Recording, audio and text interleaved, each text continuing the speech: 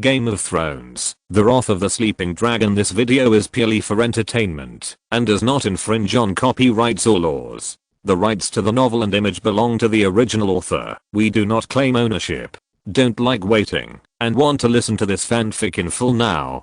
Subscribe to our Patreon, where you'll find the best fanfics. Chapter 226 Black Mist. The candle flame swayed gently. Viserys' figure gradually dissipated, like the wind blowing away the dust, and slowly turned into a flowing black mist under the illumination of the candle flame. Then it condensed again not far from the bed. Viserys opened his eyes and looked at the place where he had just sat by the window and fell into thought. It's amazing. Viserys felt that when he turned into a ball of black mist, his whole body completely merged into the air, but he could still sense his own existence, but his mass became undetectable, probably only 50 grams. This magical ability aroused Viserys' strong interest. He experimented repeatedly without getting tired of it, but unfortunately this ability, like the Eye of Moment, became invalid after being used several times in a short period of time, probably entering the cooling time. And this black mist ability can allow Viserys to avoid all damage within a certain period of time and escape.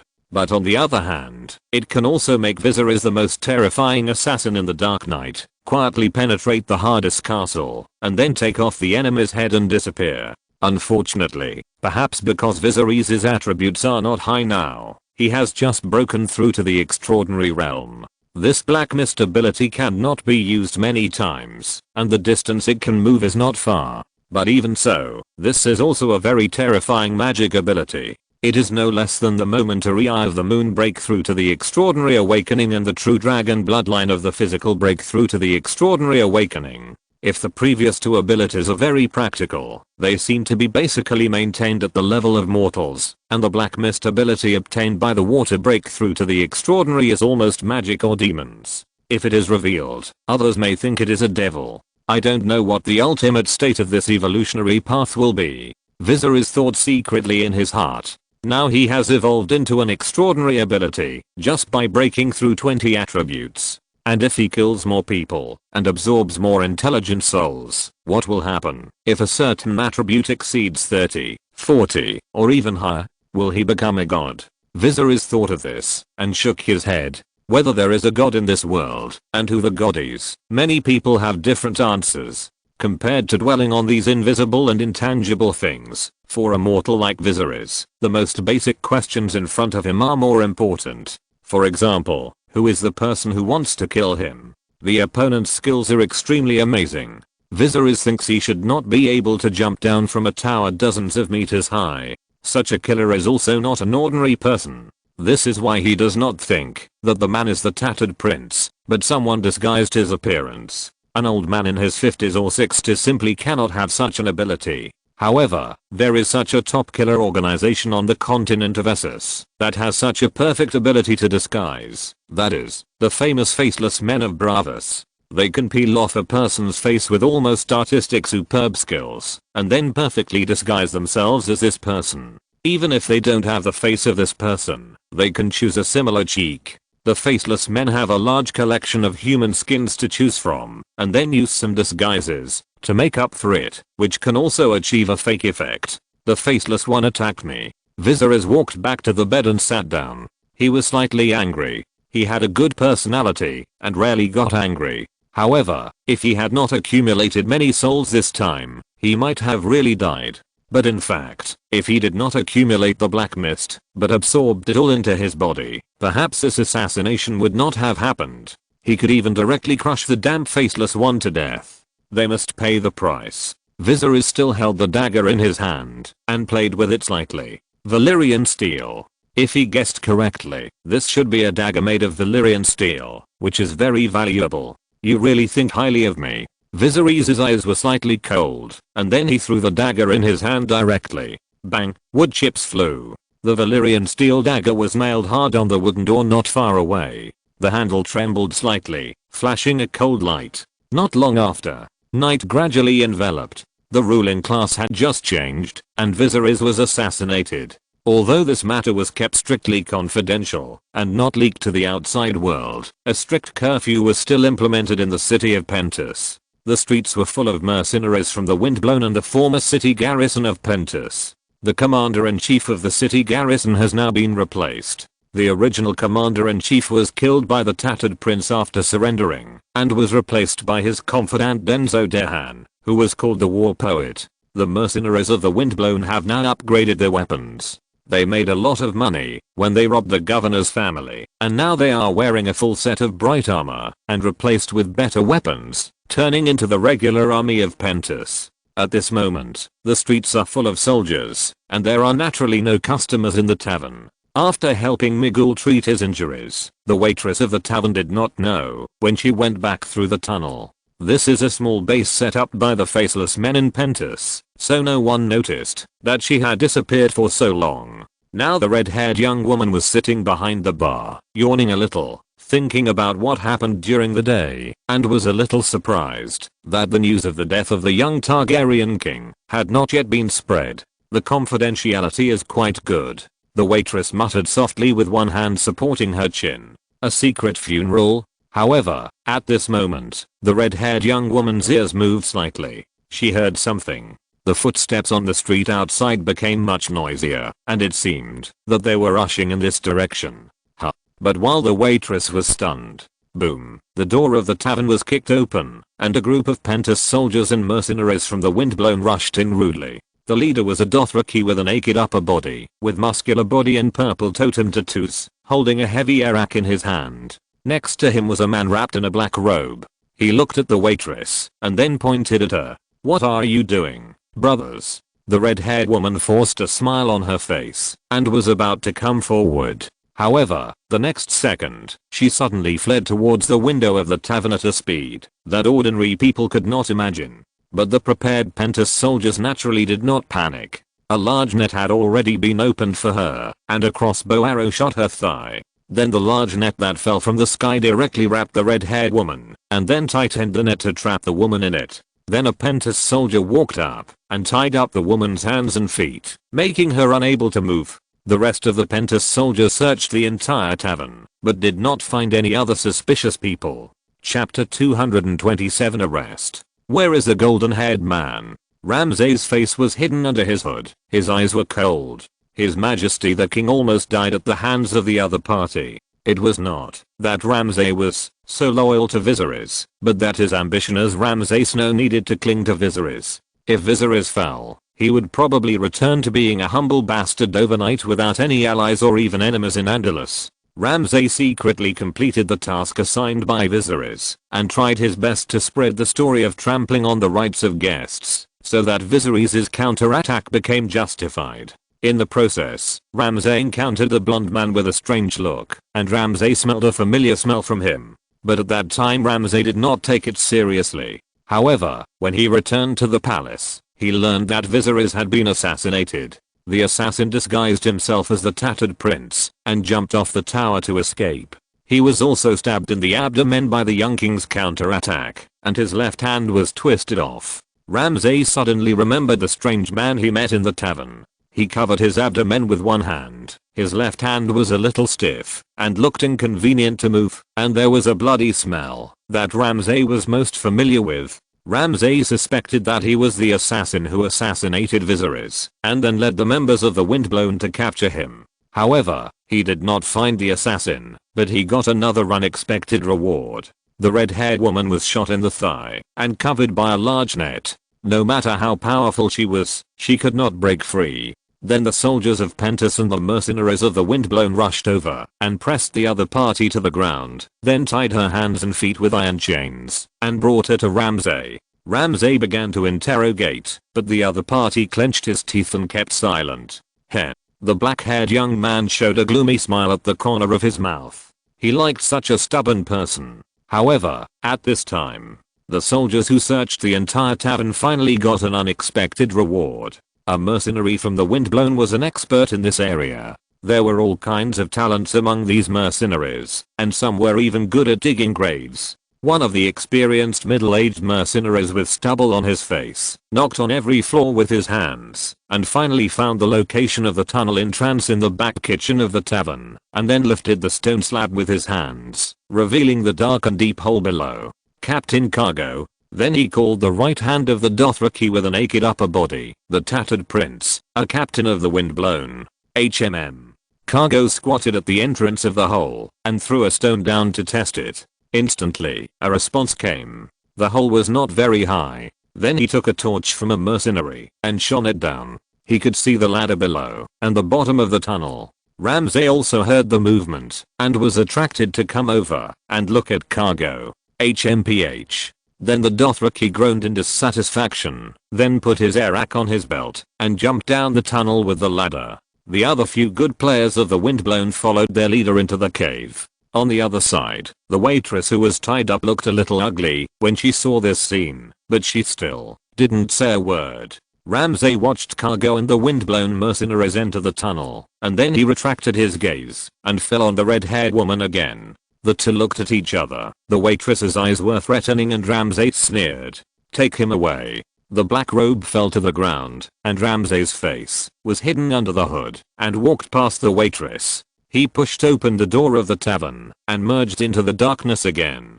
On the other side, Cargo led the good players of the windblown to sneak into the tunnel. There were many ventilation holes in this tunnel, but these were still not enough to light torches in it. Otherwise, they would suffocate to death before they reached the end of the tunnel. The most skilled Dothraki walked in the front, and the rest of the brothers followed behind him, and the group moved forward in the dark. Soon, Cargo's palm touched the cold wall, and they reached the end of the tunnel. "It's the end." He stopped, and the several windblown mercenaries behind him also stopped. In such a dark environment, even gestures could not be seen, and they could only move forward by touching the back of the person in front. This is a square patio, which is wider than the tunnel just past. The tunnel can only accommodate one person. Here. Then a mercenary touched the ladder and spoke in a low voice. However, someone touched something and made some noises. "Silence," Cargo said in a low voice. "Go up." Then the group climbed up the ladder one after another, and the person at the top gently lifted the stone slab above his head. Click. Moved a gap and looked out. I found that there should be a room outside. There was no candle lit, only the dim moonlight came in and brought a little light. Then the first mercenary climbed out, looked around and found that there was no one in the room, then waved his hand down. Several mercenaries from the windblown group and Cargo climbed out from the bottom of the tunnel together. "Captain Cargo, there is no one here." A mercenary held the long sword in both hands, looked around and spoke carefully. Cargo checked the room and saw a single bed in the room. The bedding on the bed was a little messy. Then he walked over and put his hand in to feel it. Then his face changed slightly. Warm. There was someone here just now. However, at this moment, a cold light from the roof poured into the back of a mercenary's neck and pierced his spine. Then he quickly drew his sword and left. Puff. Blood gushed out like a spring. On the other side, bang, the red-haired woman was taken to the palace dungeon, where Viserys was staying and imprisoned. Heavy soldiers were guarding the dungeon to deal with people who might come to rescue her. In Viserys' bedroom, the lights were dim and the fire flickered slightly. Illyrio and John Connington appeared here. They saw Viserys sitting on the bed with a good complexion, and they were surprised and happy. They were happy that Viserys was not seriously injured, but they were surprised that Viserys recovered so quickly. Viserys had already put on his clothes. They could not see that his wound had healed, but they thought that Viserys had recovered well and was able to sit up. "Your Majesty, was this really done by the faceless man?" John Connington, who had regained his long grey-red hair, asked with a serious expression. He no longer needed to hide his identity. Chapter 228, Seeking's Plan. There is no direct evidence that the faceless men did it. Viserys sat on the bed in a loose robe, his long silver gold hair reflecting light slightly under the candlelight. I don't know if it was their illusion, but Illyrio and John both felt that Viserys seemed to have changed. His hair seemed to be real melted silver flowing slowly and even shining, and his eyes were clearer and brighter than before. It was a stunning color, like a gorgeous gem. When being stared at by this pair of eyes, you will feel a chill all over your body, like a breeze blowing on your face. In short, their king seemed to be more handsome than before. Your Majesty's complexion is really... Illyrio didn't know how to describe Viserys' change, but this change made him, a man who only loved women and never approached men, suddenly feel a heartbeat. On the other side, the former prime minister of the Targaryen dynasty was also looking at Viserys. He had the same feeling, and even Jon was reluctant to admit it, but now Viserys seemed to be more handsome than the Silver Prince he followed. At the same time, he also heard Viserys' words, nodded slightly, and felt much more relaxed. If this matter was not done by the Faceless Men, it would be fine. This shows that Braavos has no intention of falling out with the Targaryens. However, Viserys looked at the two people in front of him calmly, looked at the expressions on their faces, then shook his head, and smiled and said, "But it's almost the same. Illyrio is the new finance minister of the kingdom. He was once a wealthy governor who started from scratch. He naturally knows everything about money. It is much better than those noble finance ministers who never carry a gold dragon in their pockets, such as Lord Tyrell of the Riverlands." Viserys has always advocated that professionals do professional things and listen to their opinions instead of judging by their status. Just like the basic system of the new dynasty now, it is judged by ability rather than the title. On the other hand, Jon Connington, the expelled prime minister during the reign of Viserys' father, Aerys II, his ability and loyalty are naturally beyond doubt. He highly values honor, and perhaps he has some common topics with the Lord Eddard Stark of the North. Although Viserys once asked about the Aegon Targaryen, Jon Connington was obviously hesitant and did not tell the truth in the end. Perhaps he still had concerns about Viserys in his heart, but Viserys did not doubt his loyalty. If such people were not loyal, Viserys would have too few people to use. Now one of these two people is the finance minister of the new dynasty, and the other is Viserys' personal advisor without an official position. It is very important for Viserys to listen to their opinions on the next plan. When Viserys spoke, Illyrio and Jon Connington's faces changed slightly. Viserys' words almost confirmed that the assassin was the famous Faceless Man, but there was no direct evidence to prove this. "Your Majesty, it is not good news that Braavos wants to attack us." The two looked at each other, and then Jon took a deep breath, shook his head and said, "But this is a matter of time. We will inevitably have conflicts with Braavos in the future. The Targaryens' continuous expansion on the continent of Essos will inevitably affect the interests of Braavos. This is a fundamental problem that cannot be solved. The relationship between the two has changed from once friendly to dull. The Targaryen family replaced and annexed Pentos and became a new threat to Braavos, and Braavos may now regret it. So what should we do next, Your Majesty? Should we take the initiative to settle accounts with Braavos when winter comes in the Seven Kingdoms?" Jon, wearing a bright armor that is slightly illuminated by the candlelight, holds the hilt of the sword with one hand, glances at Illyrio and then speaks. "Braavos is indeed very strong, ranking first among the free trade cities. However, although Braavos is strong, it is not invincible. It took the Braavos people 200 years to conquer Pentos. The two sides fought 6 major battles. Braavos won 4 and lost 2. However, for the current Targaryen family, it is not advisable to defeat Braavos by themselves alone. They must find allies. Who are our potential allies?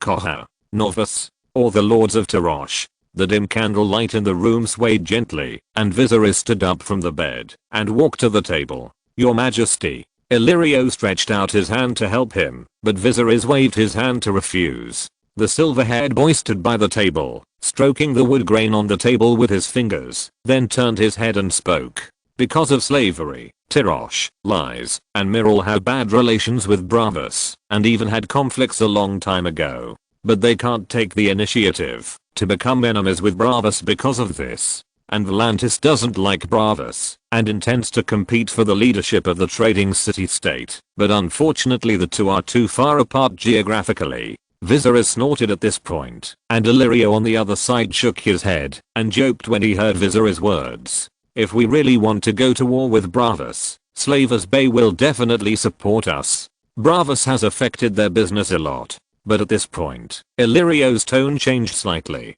"But war is not just about fighting with swords, Your Majesty. Gold can also be used as a way of war, and it kills people more invisible." Illyrio put his hands in his wide sleeves and spoke calmly, his eyes following Viserys' figure throughout the whole process. "We still have a lot of loan contracts with the Iron Bank. With these gold coins borrowed on IOUs, the Iron Bank will not easily let the Sea King turn against us. After all, the Sea King is just the Sea King, not the Emperor of Bravos. Illyrio said bluntly, and his words directly hit a shortcoming of the political system of Bravos. As an elected leader, the Sea King of Bravos is not a king or an emperor, and he does not have the power to make decisions. Therefore, any decision he makes needs to balance the interests of all parties in the city-state and reach a compromise. But this is also the brilliance of the Sea King's move. Illyrio paused slightly and continued.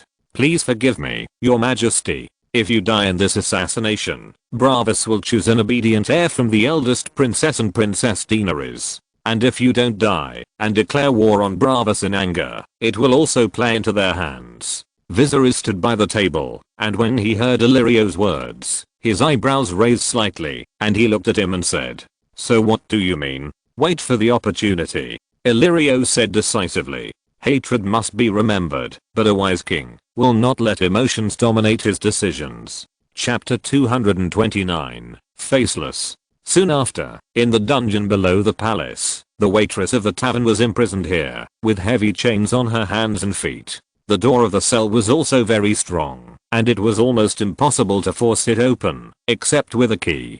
The fire in the corridor flickered, and there was silence around without any sound. At this moment, a slight movement came, and the waitress of the tavern raised her head slightly, and then saw a looming figure not far away walking towards this direction. "My lord." A soldier walked up and whispered something, but was caught off guard and a dagger was directly poured into his throat. Puff. Blood sprayed on the wall, and the body was gently held by the person who came, and placed on the ground without making much noise. The red-haired woman saw this scene and her eyes condensed slightly. She knew that it was her companion who came to save her. However, for some reason, she did not feel any joy in her heart, but instead had a feeling of uneasiness brewing. When the waitress was feeling upset, the shadow reflected by the firelight disappeared from her sight without her knowing, leaving only a body lying quietly on the cold ground. However, the next second, a sound of someone taking out a key suddenly rang above the waitress's head. The woman was distracted just now, and suddenly heard this sound so close.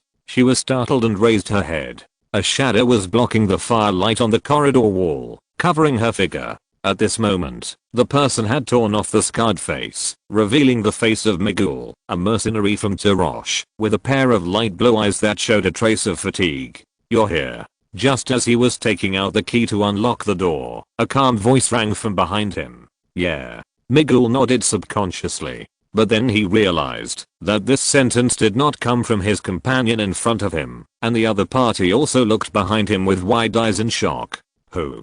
Miguel felt a slight chill all over his body, and then he quickly turned around and looked behind him. A familiar figure was standing not far from him, looking at him quietly, with long silver gold hair tied up with a headband, and his own figure was reflected in his eyes. The person who came was Viserys, who was assassinated by him during the day. At his feet, the body of the soldier was still lying. Viserys looked down at the body and exhaled softly. This was a familiar face, who followed him to Pentus, but he didn't expect to die here. "His name is Judd. He followed me many years ago." Then, Viserys raised his head again and spoke. On the other side, Miguel's eyes also had an unconcealable shock, and his footsteps could not help but take a step back and look at his companion. The two looked at each other and felt like they had seen a ghost. "You shouldn't be alive." Then Miguel turned his head and looked at Viserys with a sharp gaze, holding the cold iron window with one hand, and spoke in a hoarse voice. He had not expected to see Viserys again. He had smeared the strong scorpion tail poison on his dagger before the assassination. Once this poison entered the heart, it would be fatal. Before that, the muscles of the whole body would die, the wound would ooze pus, and even maggots would not want to approach the wound. Now that more than half a day had passed, no matter how you counted, Viserys should have died from the poison in his heart, and it was impossible for him to stand in front of him. However, seeing is believing. Viserys was really standing in front of them, and was walking towards them. "Yes, I should not be alive. But maybe your thousand-faced god wants me to be alive," Viserys said calmly, and walked slowly towards them. Step. Step. Viserys' footsteps were clear in the silent cell. One step. Another step. the black goat god of Koha, the night lion of Uet, or the stranger of Westeros. The thousand-faced god is the god of death. Believers of the thousand-faced god believe that all gods in the world are just different faces of the same god, so almost all gods in the world are worshipped in the House of Black and White. Miguel watched Viserys continue to approach, and his steps could not help but take another step back. Clang. Then he drew a shining rapier from his waist. He held the sword in his right hand, with his broken left hand behind his back, and took a water dancer's fighting posture, with the tip of the sword pointing directly at the silver-haired boy, who was gradually approaching. The faceless man's rapier was only less than a foot away from Viserys' chest, and Viserys finally stopped at this time, and his pair of lavender eyes quietly examined the other's cheek. For some reason, the faceless man suddenly felt a little unconfident in his right hand holding the sword, and even a little cold sweat oozed from his palm. If it were on a normal day, Miguel would have enough confidence to pierce the other's heart directly at this distance. But now, time froze for a second. Then the faceless man suddenly attacked without any warning, just like the sudden assassination without any warning, disguised as a tattered prince. But last time, Viserys was not prepared, and this time, the world's top killer faced Viserys head on. The bright rapier tore through the air and stabbed out, trying to pierce Viserys' heart, but the silver-haired boy dodged it slightly with an incredible reaction speed. Miguel had watched the battle between Viserys and the mountain, and he knew that Viserys had a fast reaction speed. However, now the roles were reversed. He became the mountain's position and faced Viserys head on, and he knew how much pressure it was to face such an enemy. In the faceless man's feeling, it was almost as if his wrist had just slightly moved, and the sword was about to be stabbed out, and Viserys had already thought about where his sword was going to stab, and then dodged almost synchronously with his sword. The mountain felt the same way at the beginning, and was extremely frustrated. Swish. At such a close distance, the faceless man's sword stabbed into the air. The next second, Viserys drew his sword from his waist, and the sound of metal colliding rang out. The two fought back and forth. Clang clang clang, and the last sound was even louder.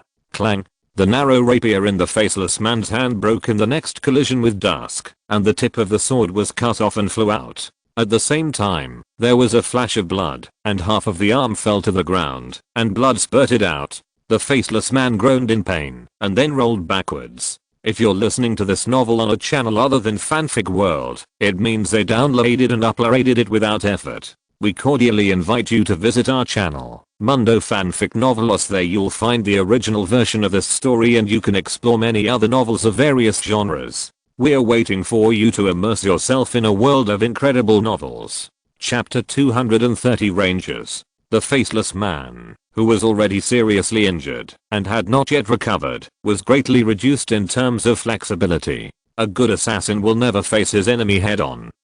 This was what his guide had warned him, since he passed the gift and joined the ranks of the faceless man. The faceless man hiding in the dark was the enemy that all kings, governors, and even cows were terrified of. However, when facing a fully armored knight from Westeros head on, their threat was greatly reduced. As the bravest warrior in a cow, the Dothraki had also been immersed in real sword and gun battles for many years. The faceless man did not have an extra head than them, so he could not gain any advantage in the battle. However, now, the faceless man was forced to face Viserys head on. The swordsmanship of the water dancer was exquisite and fancy, but he was still defeated. At the same time that his weapon was broken, Viserys' sword also chopped down. In desperation, Miguel actually raised his left arm to block it, and then half of his arm was easily chopped off by the magic weapon comparable to Valyrian steel. Run. The waitress in the cell saw this and shouted anxiously. But she didn't need to say this, the faceless man knew it well.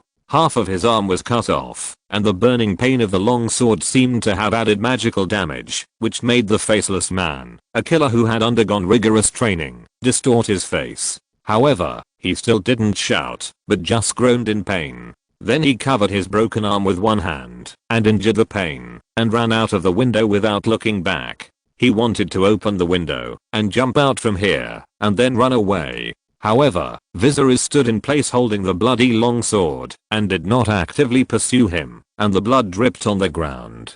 Great. The waitress with heavy shackles on her body saw this scene and immediately breathed a sigh of relief and sat back on the ground. But in the next second, a scene that she almost couldn't believe her eyes happened. Viserys suddenly turned into a ball of black mist in front of her eyes and disappeared. On the other side, the faceless man gasped and covered his broken arm and fled to the window in a panic like a stray dog. His vision was even a little blurry, but then he felt a bone-chilling coldness in his chest that penetrated directly into his heart and then turned into a pain like burning fire. Viserys suddenly appeared in front of him, and the dusk in his hand pierced his heart directly. Miguel's eyes widened, and he once again showed shock and familiar disbelief, and then blood gushed out of the corners of his mouth. Impossible. The faceless men can control their emotions very well. They can remain calm in the face of any dangerous situation. However, today the faceless men's three views were refreshed repeatedly. He even doubted whether the world in front of him was real, and whether he was dreaming. Viserys, who should have been behind him, suddenly appeared in front of him from a black mist and pierced his heart with a sword. The mountain, who was imprisoned in the cell next door, was also holding the cold iron bars with heavy shackles. He had been silent all the time, but now he stared at the scene in front of him with wide eyes in disbelief. Like the waitress, he saw Viserys turn into a ball of black mist and then suddenly appeared in front of the assassin and pierced his heart with a sword. Devil. Gregor Clegane panted slightly, his tall figure pressed against the iron bars, holding the cold railings and muttering. Even if the faceless man who assassinated Viserys during the day was incredible, his vitality was quickly fading. Without the disguise, they were just mortals. Puff. Then Viserys drew his sword, and a black mist penetrated into his body along the sword, and the body of the faceless man fell softly to the ground. No. The waitress on the other side seemed to be unable to accept this scene. Viserys ignored the reactions of the two guests in the cell. He squatted down and touched the cheek of the corpse. After the faceless men died, a gap appeared between their bodies and the human skin on the outside. Then Viserys tore off the skin directly, revealing the true face of the faceless man underneath. The next morning, the heads of the two faceless men were hung on the walls of the palace on the top of the 9 towers. The people of Pentos who passed by looked up and saw this scene. If it were in the past, they might be interested in discussing which unlucky guy had angered these adults and even wrote a heroic story. However, the Pentos people who have artistic cells and good imagination now did not look at the heads of these two unlucky guys for a few more times because they had seen too many heads in the past 2 days. All the governors were confiscated and exterminated, and all their assets were taken over by the city-state. As a grace, their former slaves were liberated and became new free people in the city-state. The people who used to work for these governors' families still kept their original jobs, and their salaries even increased slightly, so the people quickly accepted the change of the king's flag on the city head. Among the people passing by the palace, one person paid more attention to the head on the palace wall, carefully identified it for a while, and even almost attracted the attention of the guards. Then this person quickly disappeared in the crowd. The dragon burned all the governors to death. The Targaryen family took Pentos, and Viserys was assassinated by the faceless man. Limited by the backward communication technology, ordinary ravens can hardly fly across the sea and must rely on merchant ships. It must be a month before these news reach Westeros, and a few days after this incident, thousands of miles away, north of the Wall of Despair, the heavy snow a few days ago finally got a short break. A group of cavalrymen wearing animal skins and black cloaks seized this opportunity and were struggling to move forward in the heavy snow. They are rangers in the Night's Watch, responsible for reconnaissance and patrolling in the haunted forest, killing the wildlings and White Walkers cruising here. However, the latter has long become a legend. The Night's Watch has forgotten the memory of the White Walkers, and now only the stories that scare children are handed down. This group of rangers just repelled a small group of wildlings who broke into their sight. The other side left a few corpses and fled in embarrassment. Because the White Walkers have disappeared for too long, the goal of the Night's Watch has changed from guarding against the White Walkers to killing the wildlings. The haunted forest is now the battlefield for the wildlings and the Night's Watch. At this time, a subtle sound suddenly came from the bushes not far from the side of the rangers. Chapter 231. Haunted Forest. There was a slight noise in the bushes beside him. As the leader of this group of rangers, Benjamin Stark, the chief ranger of the Night's Watch from the Stark family, raised his head slightly and looked in the direction of the noise. What was that noise just now? Benjamin Stark frowned slightly, but the other rangers quickly became alert. Rangers are different from other Night's Watch troops. Among those people are thieves, people who can't pay their debts, poachers, rapists, thieves and illegitimate children. Rangers are the most elite warriors in the Night's Watch. Most of them come from noble or titled families and have received good sword training since childhood. Some of them joined the Night's Watch voluntarily, while others were forced to make the choice because of the failure of the political struggle within the kingdom. Therefore, the rangers can frequently gain the upper hand in the fight with the wildlings and become the number one enemy of man's raider, the king beyond the wall. All the wildlings wish to eat their flesh alive. Benjamin Stark's words made all the rangers fall silent in an instant. A dozen crows looked at each other, then quietly turned over and dismounted. The chief ranger with long black hair stared at the bush where the sound came from. The wind and snow were very strong a few days ago, accompanied by the sound of the biting wind and some ghosts crying and howling. This is the norm in the haunted forest. The climate north of the Great Wall is so bad. So they found a place to avoid the wind and snow, and now they set out on the journey again. Benjamin couldn't see clearly what was hidden in the place he looked at. He was silent for a while, then raised his hand. The two rangers nodded, followed him, and the three of them crouched down and explored the place where the sound came from. At this time, the sound came again in the bush not far away, but this time they heard it clearly. It seemed that a group of people far away from them were calling loudly, and they were still speaking an obscure language that they couldn't understand. It's a wild man. Benjamin, who led two brothers to touch up, instantly understood the identity of the other party. Only the area north of the wall retains the ancient language of the ancestors, and except for the Night's Watch, all the people active here are wild men. And these calls seem to be chased by something terrible, running towards Benjamin and the other rangers. Benjamin, what should we do? Another ranger brother asked their leader in a low voice. The long-faced man's grey-blue eyes condensed slightly, and he clenched the hilt of the sword in his hand, then exhaled white mist and spoke decisively. Kill them when they come. Okay. All the ranger brothers nodded. Then a dozen rangers in black followed Benjamin flexibly, took the bows and arrows from their backs, and put them on the bowstrings, crouched down and hid in the bushes, to ambush the group of wild men. There are no roads north of the wall, all of which are open spaces, where people walk out. Their war horses were tied to trees, and the rangers were ready to ambush the unfortunate wild men. These damn guys seem to be being chased by some wild beasts. A ranger sneered.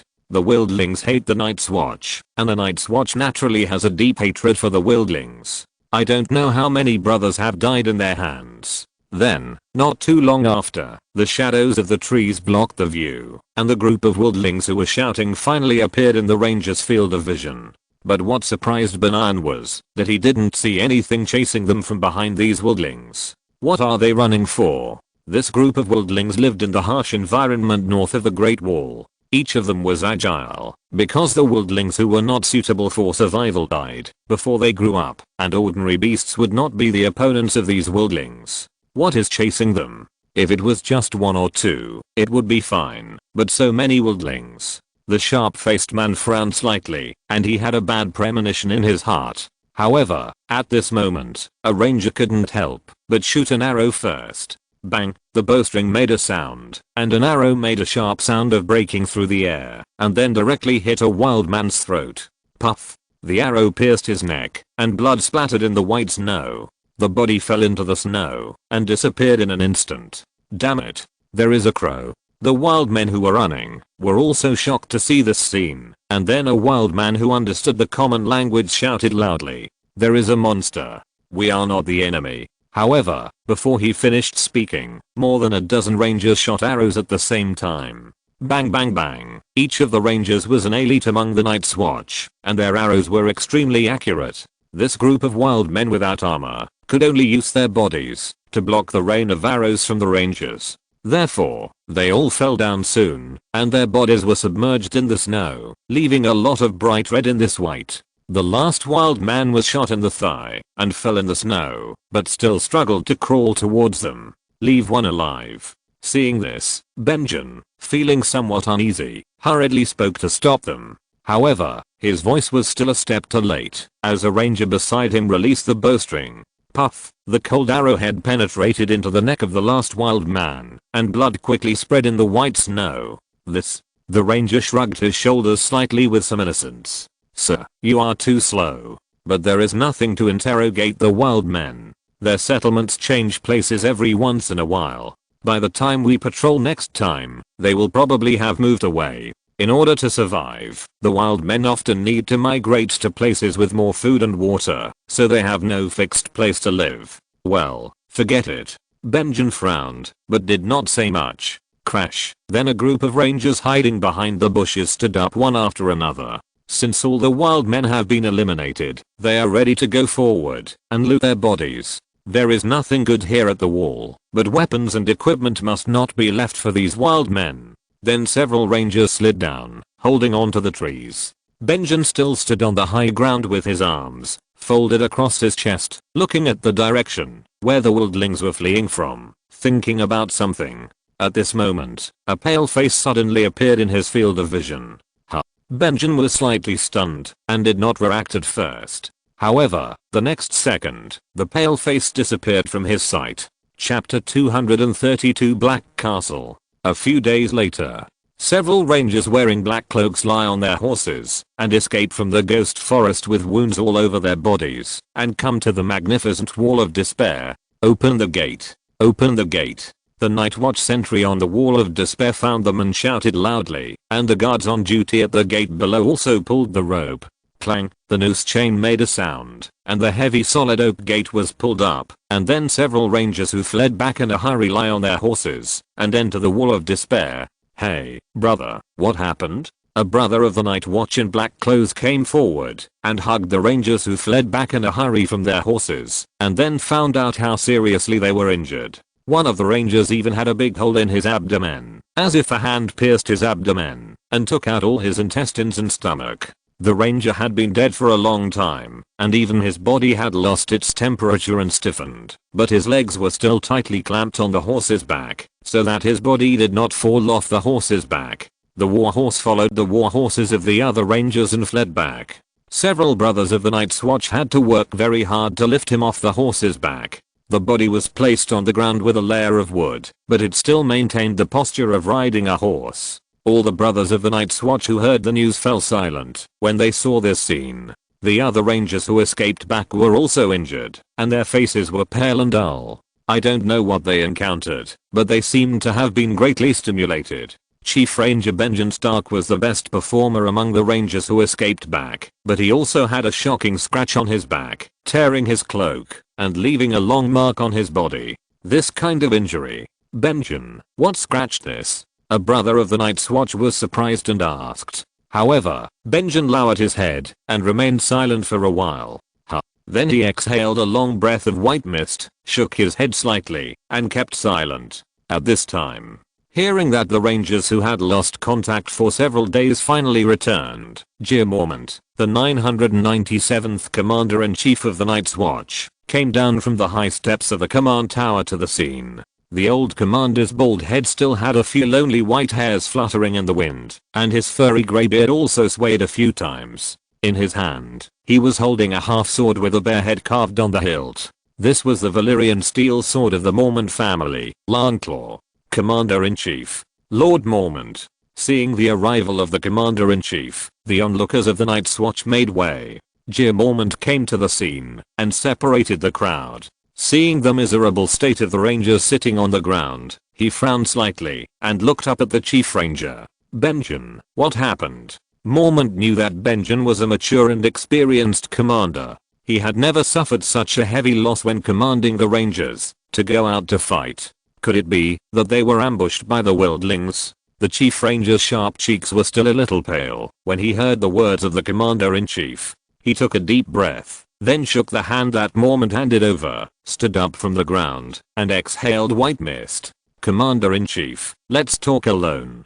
Call me Doraemon as well. Oh. When old Mormont heard Benjamin's words, his pair of dim old eyes suddenly condensed slightly, and he looked at Benjamin's eyes closely. After a long while, He nodded slightly and spoke in a hoarse voice. Okay. Let's talk about this matter after we return to the house. Then Mormont turned his head and spoke to Bowen Marsh, the chief service officer beside him. Bowen, go and call Mr. Eamon. Yes, Lord Commander. The chief steward, who was fat and red like a pomegranate, agreed and looked at Benjen Stark and nodded. Then he walked towards the direction of the crow's nest. The Meester's room was just below the crow's nest. Yes. And Benjen Stark also nodded slightly. Then he turned his head and glanced at the other Ranger brothers present. These people had been explained by Benjen in advance and nodded to indicate that they would keep it strictly confidential. Then Benjen followed the Lord Commander and climbed the wooden steps of the Commander's tower. The old Commander walked slowly in front and the Chief Ranger followed behind him. The two were silent on the way. The steps made a creaking sound. When they arrived at the door, they took out the key and opened the door. Come in. Mormont raised his head and gestured. Benjen followed into the Lord Commander's room and then closed the door. There was a birdcage hanging on the wall of the room. A raven in the birdcage was tilting its head and looking at Benjen Stark. Tell me, Benjen, what on earth did you encounter? The old Commander was out of breath when climbing the stairs. Then he sat on the chair next to the desk, picked up the cup, and drank a sip of hot water. He raised his head and asked. The Chief Ranger, who was still in a very embarrassed state, stood in the middle of the room with his head down and organized his words slightly, then raised his head again and spoke in a hoarse voice. We encountered the White Walkers, Commander. After Benjen's voice fell, Mormont was stunned for a moment and then shook his head subconsciously and decisively. Impossible. He thought Benjen would give some reason, but he didn't expect it to be such a poor excuse. Benjen. Mormont was even a little disappointed. He thought that Benjen led the Rangers to encounter an ambush by the wildlings and then fled back in a hurry with heavy losses. Because he was afraid of being punished, he unified the caliber with all the Rangers who fled back before returning to the Black Castle. No one is perfect, and old Mormont himself made many mistakes when he was young, but admitting and correcting mistakes in time is the right path. So he gave the young man a face and went back to the house to talk alone. But what disappointed him was that Benjen did not take the initiative to admit his mistakes and even found such a poor excuse. I didn't lie, Lord Mormont. Benjen was stunned for a moment, not expecting that the Lord Commander did not believe what he said, and then he started to refute. At this time, a trembling figure appeared in front of the door of the Lord Commander's bedroom. The old man held the threshold with his hand and spoke in a hoarse and trembling voice. The White Walkers have not appeared for thousands of years. Lord Stark, the Lord Commander will definitely not believe you just saying that. You still need to prove that you are not lying.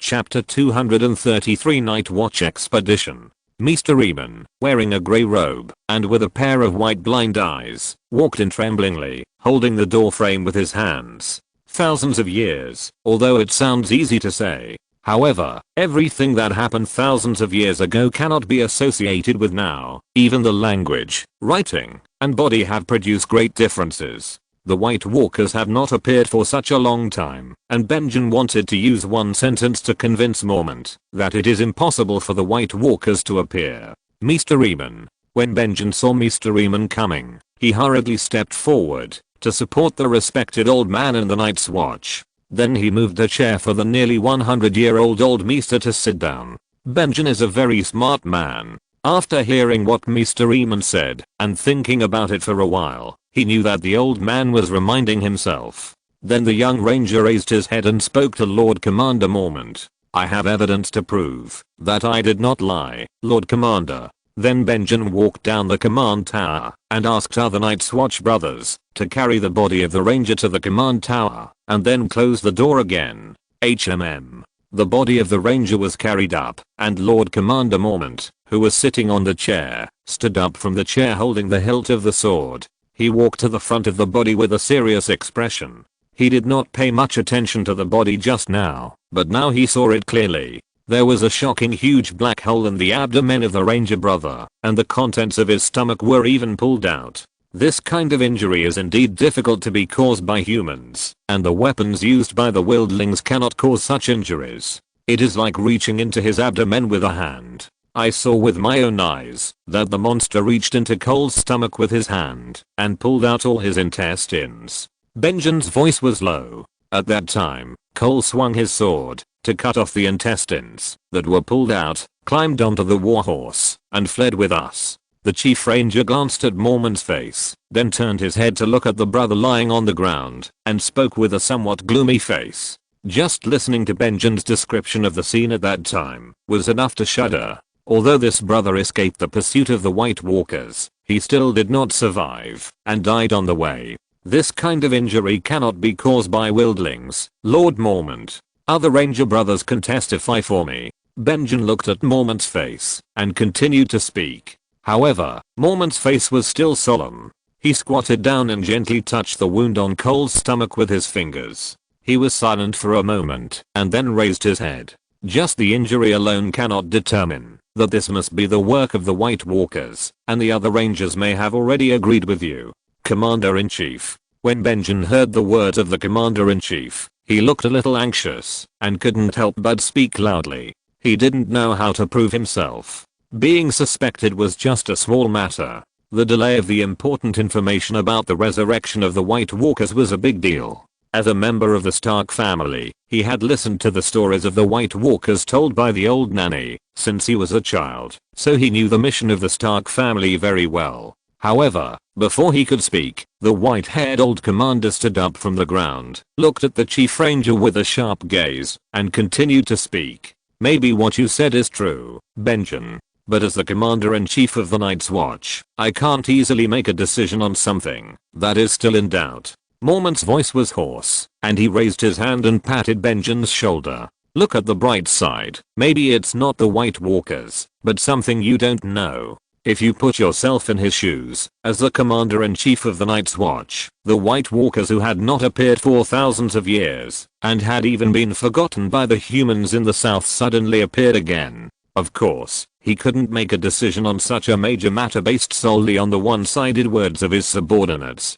He had to witness the appearance of the White Walkers with his own eyes, or have more direct and strong evidence to prove that the White Walkers really revived, before he could ask for help from the king and the dukes behind the wall. Yeah. Benjamin could only let out a long sigh after being patted on the shoulder by Mormont. He could also understand the commander-in-chief's difficulties, so he could only nod again. Yeah. I understand, Lord Mormont. Not long after, a few days passed. The news about the appearance of the White Walkers was kept strictly confidential. A ranger who couldn't help but let it slip was also regarded as a joke by the other brothers of the Night's Watch. People laughed at the rangers for being scared. The entire Black Castle still maintained its former comfort. The smoke from the cooking rose in the early morning. The chefs of the Night's Watch cooked meals, and the soldiers who were doing morning exercises kept knocking with wooden swords. There was also a row of soldiers practicing archery, drawing their bows, and shooting arrows at the target. After shooting a pot of arrows, they ran over to collect the arrows on the target, and continued to practice under the reprimand of the instructor. Lord Commander Mormont didn't know why he suddenly organized an expedition. Maybe it was related to the wildlings or the defeat of the rangers some time ago. Recently, not only Castle Black, but also the Shadow Tower, Eastwatch and other places have ranger reconnaissance reports, indicating that more and more wildlings have appeared in the haunted forest recently, as if they were driven here by something. So Mormont organized this expedition with this reason, to drive all these wildlings back to their hometown. However, this was just Mormont's verbal reason. The troops he organized were not very large, only about 100 people. All the rangers who had escaped not long ago refused to participate in panic, and found various reasons. Only Benjamin Stark was willing to join in and lead the way for this expedition. No one in the Night's Watch was more familiar with the terrain north of the Great Wall than the rangers. Then after breakfast that morning, all the brothers of the Night's Watch who participated in the expedition brought enough dry food, which was probably some dried beef and hard bread. Then the oak door opened again, and more than 100 Night's Watch soldiers rode their warhorses into the haunted forest, stepping on the thick snow. Benjamin Stark walked at the front of the team. 2 days later, they found the place where they had fought in the haunted forest not far from Craster's Keep. This Seeing the scene here, Benjin's breathing suddenly became a little rapid, his eyes turned red, as if he remembered some bad memories, and he drew his long sword from his waist, while sitting on the horse. All the Night's Watch brothers present, including the Commander-in-Chief Mormont, were stunned by the scene in front of them. This is. What appeared in front of everyone was not a messy battlefield, but a Jingwen made of piled up human heads. As if knowing that they would definitely come back, all the bloody heads faced the direction of the Night's Watch. Many of them were familiar faces, and there were also heads of wildlings. And on the ground, there were dead arms surrounding the Jingwen. They were neatly arranged in a pattern they didn't recognize, which looked like the sun. Mormont's ugly old eyes stared at the human heads in front of him. But the next second, all the heads opened their mouths and let out a sharp cry. Chapter 234 Princess Dawn. Compared to the Cold War, the climate in Pentus is much better than there. Although the temperature in the air has dropped a lot since the arrival of winter, it is still within an acceptable range. Tap, tap, tap. At this time, from far to near, a team of cavalry holding a three-headed dragon flag, their horses hoof stepped on the flat bluestone road. They escorted a low-key convoy through the gate of Pentus and entered this magnificent ancient city. We are finally here. The curtains in the center of the carriage hung down and wrapped a person tightly. Inside this gorgeous carriage sat a girl with olive skin and a sandy yellow dress. The girl's every move was seductive, with a very distinctive exotic style. On her plump chest was a metal badge of a golden spear piercing the sun. Is this Pentus? The girl from Dawn curiously lifted the curtains of the carriage a little and looked at the world outside.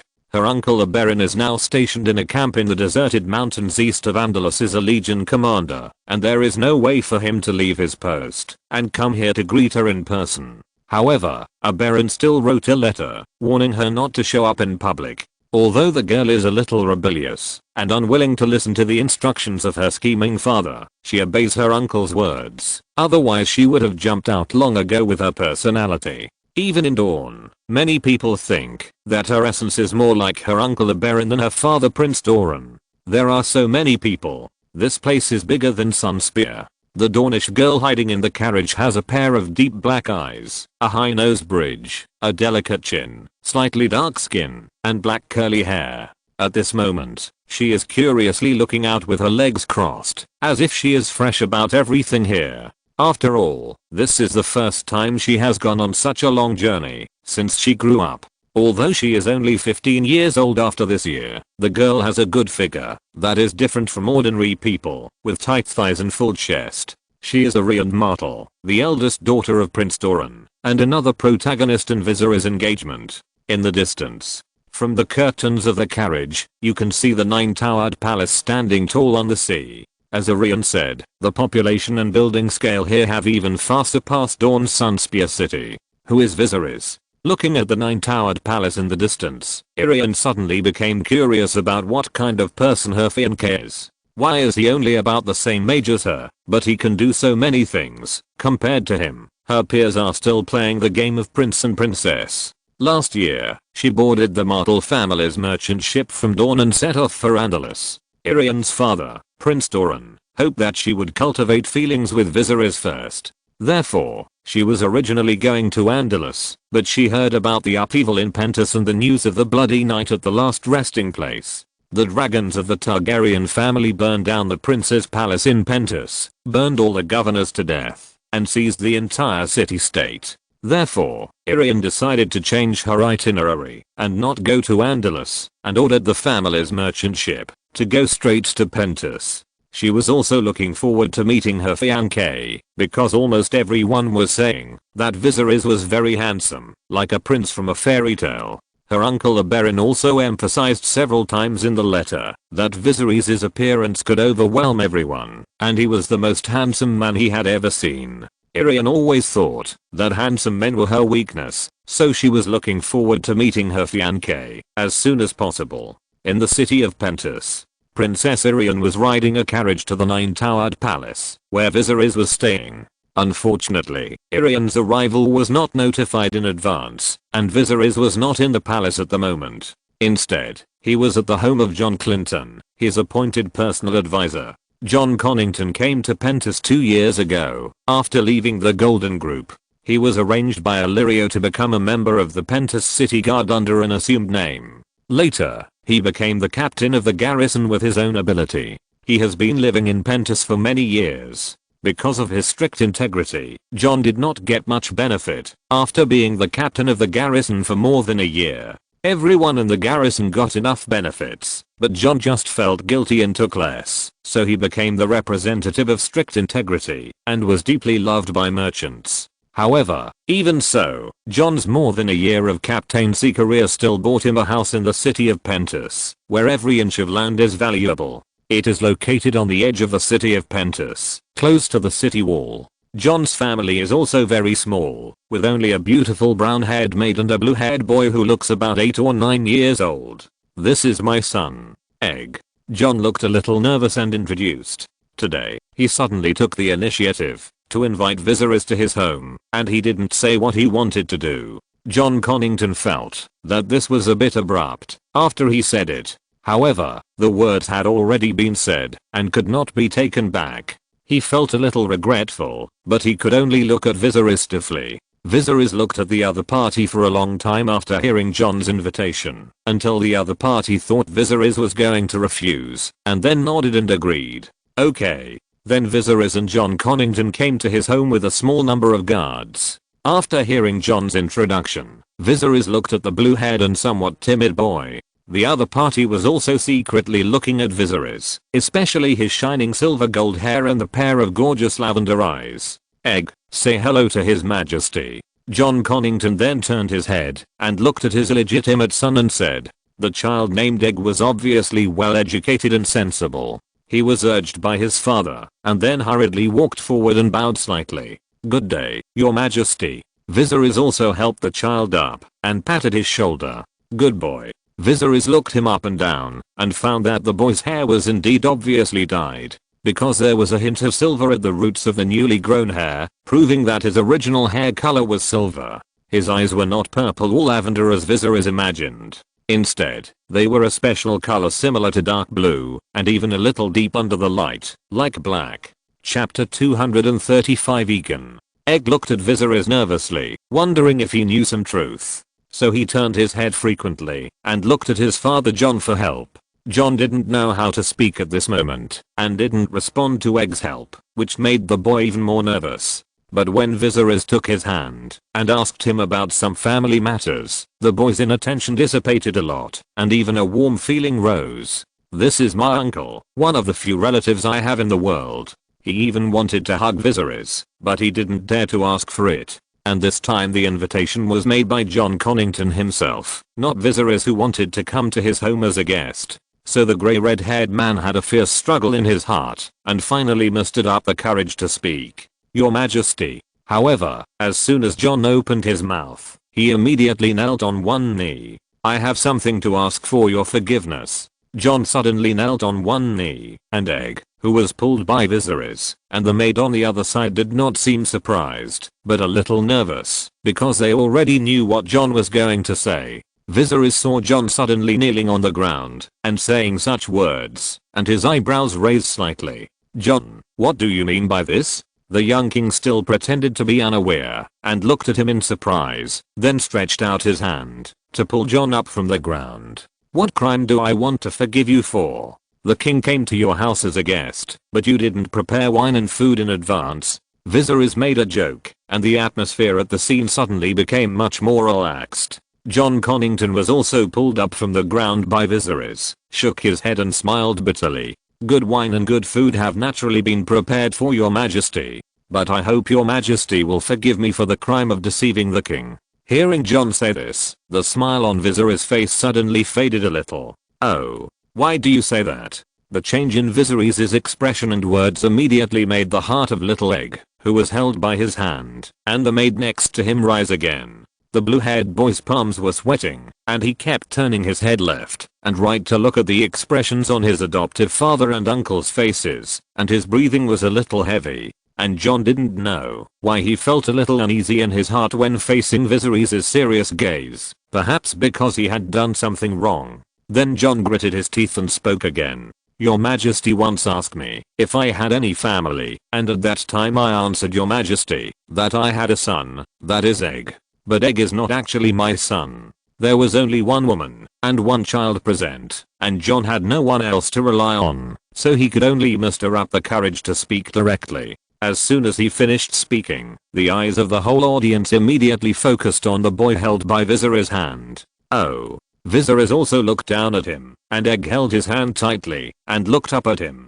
At first, the boy was full of nervousness. In his heart, Egg kept recalling the teachings of his teacher Halden, which made him learn from his powerful uncle. His uncle Vizier had done many earth-shaking things when he was only 8 years old. Now he was 1 year older than his uncle, but he trembled under his gaze, which aroused the boy's inner strength. Egg held Vizier's hand tightly, tried to straighten his back, and widened his eyes to make himself look more majestic. However, these actions only made him laugh. Vizier rubbed the boy's hair slightly, then raised his head and looked at John and asked, "John, Egg is not your son, then who is his father?" John's face was still so bitter and resentful, but he was silent for a long time in the face of Vizier's seemingly ordinary question. The atmosphere in the room suddenly became tense, and this time all the eyes in the audience were focused on John's face. Then the grey red-haired man took a deep breath and finally spoke. "You may find what I'm going to say unbelievable, but I promise it's all true. Egg's biological father is your brother, Prince Rhaegar Targaryen, and his mother is Princess Elena Martell of Dawn. His name is not Egg, but Aegon Targaryen." John spoke out a lot of shocking secrets without taking a breath, and then saw that Vizier's face was still very calm, with only a slight surprise. The grey red-haired man was scratching his head in his heart. Why didn't Vizier show a shocked expression? "Your Majesty, you don't look surprised at all. Did you know it in advance?" Then looking at the calm Vizier, John couldn't help asking. When he heard John speak, Vizier came back to his senses. He was just thinking about why John chose to hide this secret before, and now he suddenly told him on his own initiative. What exactly is the factor that caused the change? Who is influencing John's decision? So he was a little distracted. "Oh, no. I don't know." After John's reminder, Vizier hurriedly shook his head. "I was just so shocked. I didn't expect this result." "So shocked?" "Yes." Vizier tried to prove with his body language and words that he was just shocked, not distracted. He was sure of it. Then he looked at Egg. No, it should be Aegon Targaryen, who was holding his hand.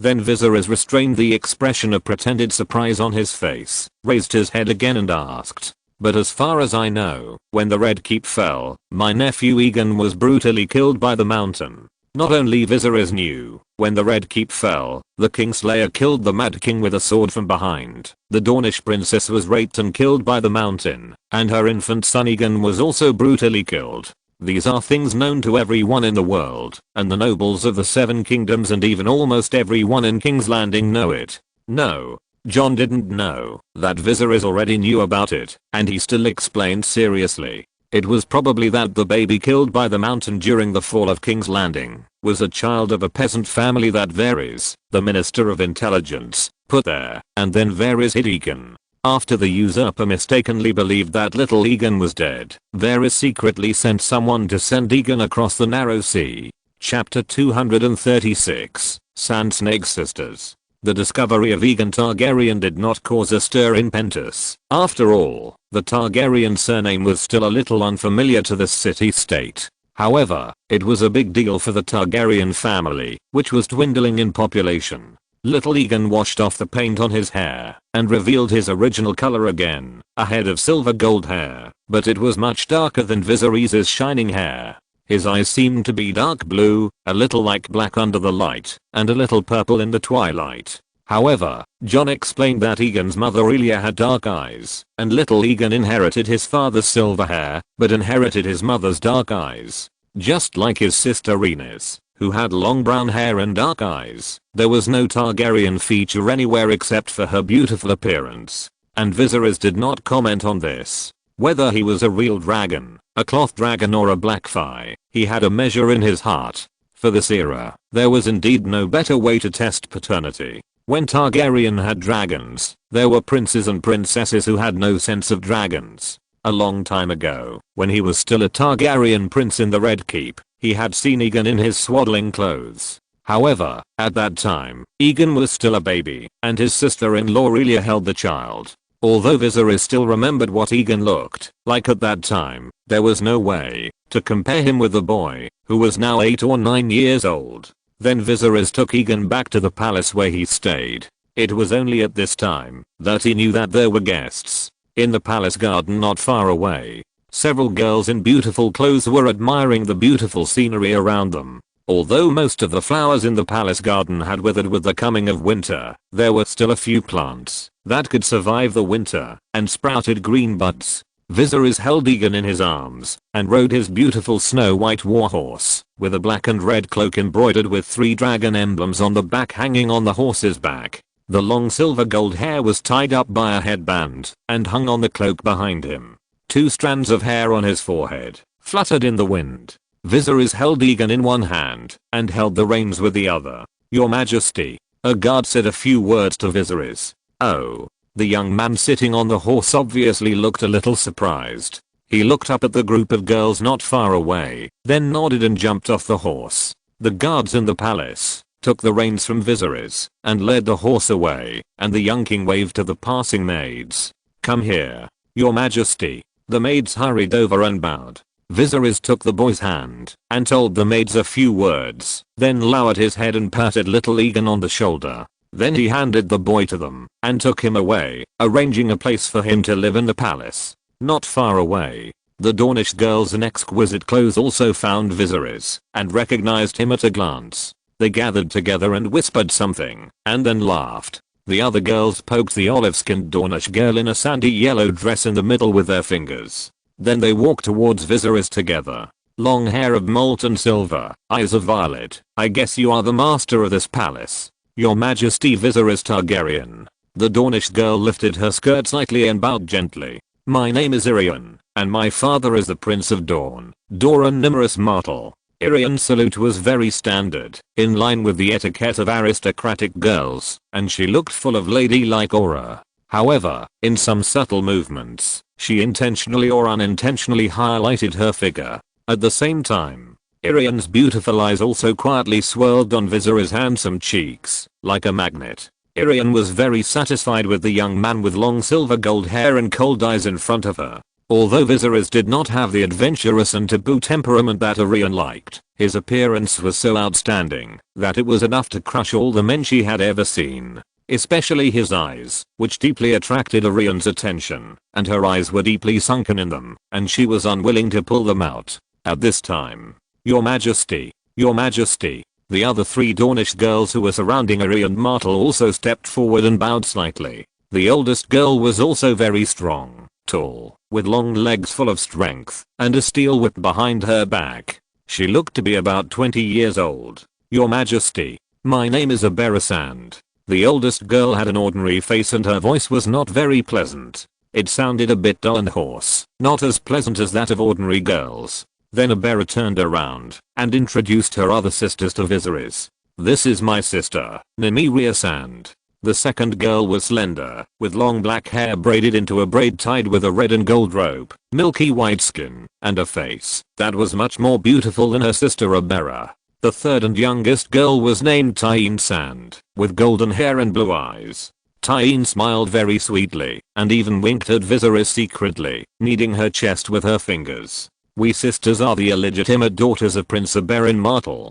After introducing all her sisters in a rough voice, Abera, the eldest sister of the Sand Snakes, turned her head and looked at Viserys. "Your Majesty." However, Viserys took all this in his eyes, but seemed very calm. He just stayed on Tyene's cheek for a while, then looked at Abera and nodded slightly. "Sand Snake sisters. I heard your father mention you." Aberon even joked with Viserys at that time. If his daughters were not illegitimate and could not match Viserys, he would even want to marry his daughters to him, even as a lover. Aberon himself was naturally dissolute and had no problem with love between men and women. You have to know that during the Targaryen dynasty, not every noble girl had the opportunity to become a lover of the Targaryen family or even get pregnant with his child. Viserys only glanced at the sand snakes, then his eyes fell on Eri and Martel, nodded and said, "Welcome to Pentus, princess. If you're listening to this novel on a channel other than Fanfic World, it means they downloaded and uploaded it without effort.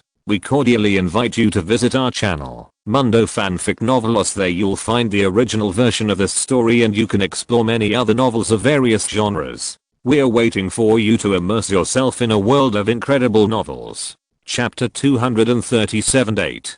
After the two sides exchanged greetings, the Sand Snake girls left tactfully. They were all Orion's best friends. Although the relationship between Prince Doran and Orion was not very harmonious, Prince Doran was still a little worried about sending his daughters here, as they were thousands of miles apart. So he sent the three older daughters that Oberyn had left in Dawn to accompany Orion, so that she would not be too lonely. It just so happened that these girls who had been lawless in Dawn were sent to their irresponsible father, so that Oberyn could discipline them properly. When the Sand Snake girls left, Tyene, the youngest girl who looked only 14 or 15 years old, smiled sweetly at Viserys again, and bit her red lips gently. At the same time, her fingers gently lifted the hem of her skirt along her thighs, and slid up slowly. However, this time her sneaky little action was discovered by the eldest sister of the Sand Snakes, Abera, and the tall woman's face suddenly sank. But she didn't get angry directly for fear of being discovered by Orion. Instead, she ignored Tyene's protest and rudely grabbed her sister's shoulders and carried her away. "Slut."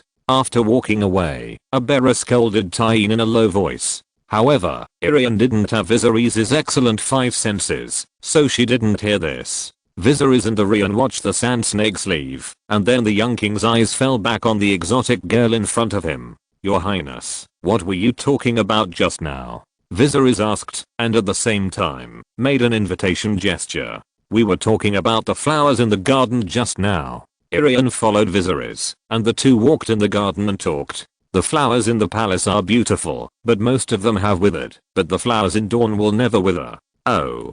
Viserys heard Orion's words, and glanced at the withered flowers in the garden. He usually didn't have time to walk in the garden. After Orion's reminder, he realized it, and shook his head gently. "Winter is here. Sunspear is close to the summer sea, so it is naturally a good weather with long summer all year round. It is enviable. When winter comes to Westeros, Dawn's warm climate is enviable. However, when Westeros enters the long summer, Dawn has problems such as heat and drought. Therefore, compared with the wailing of the other 6 kingdoms, the people of Dawn are actually looking forward to the arrival of winter. At least it can make the temperature in the air drop a little." Hearing Viserys' praise, Orion's mouth corners have been somewhat suppressed and curled up, but the girl was still very restrained. When they met for the first time, just smiled modestly. But, at this point, Viserys changed the topic slightly, turned his head, and looked up and down at Orion's clothes. "Although Dawn is warm, Pentus is no longer a suitable season to wear single clothes, Your Highness." He noticed that Orion's clothes seemed a little thin. Although the temperature in Pentus in winter is not very low, it seems a little unreasonable that Orion is still wearing single clothes. "Your Majesty, you can call me Orion." However, the girl was perhaps in her prime of youth and vitality. Her body was full of fire, and she didn't care about the coldness that Viserys said. "Okay, Princess Orion." Viserys nodded slightly. Hearing Viserys' address, Orion pouted slightly, and then pretended to be displeased. "Your Majesty, you can remove the title of princess. It's stupid to call yourself a princess in front of the king of the 7 kingdoms." Orion's mind was very quick.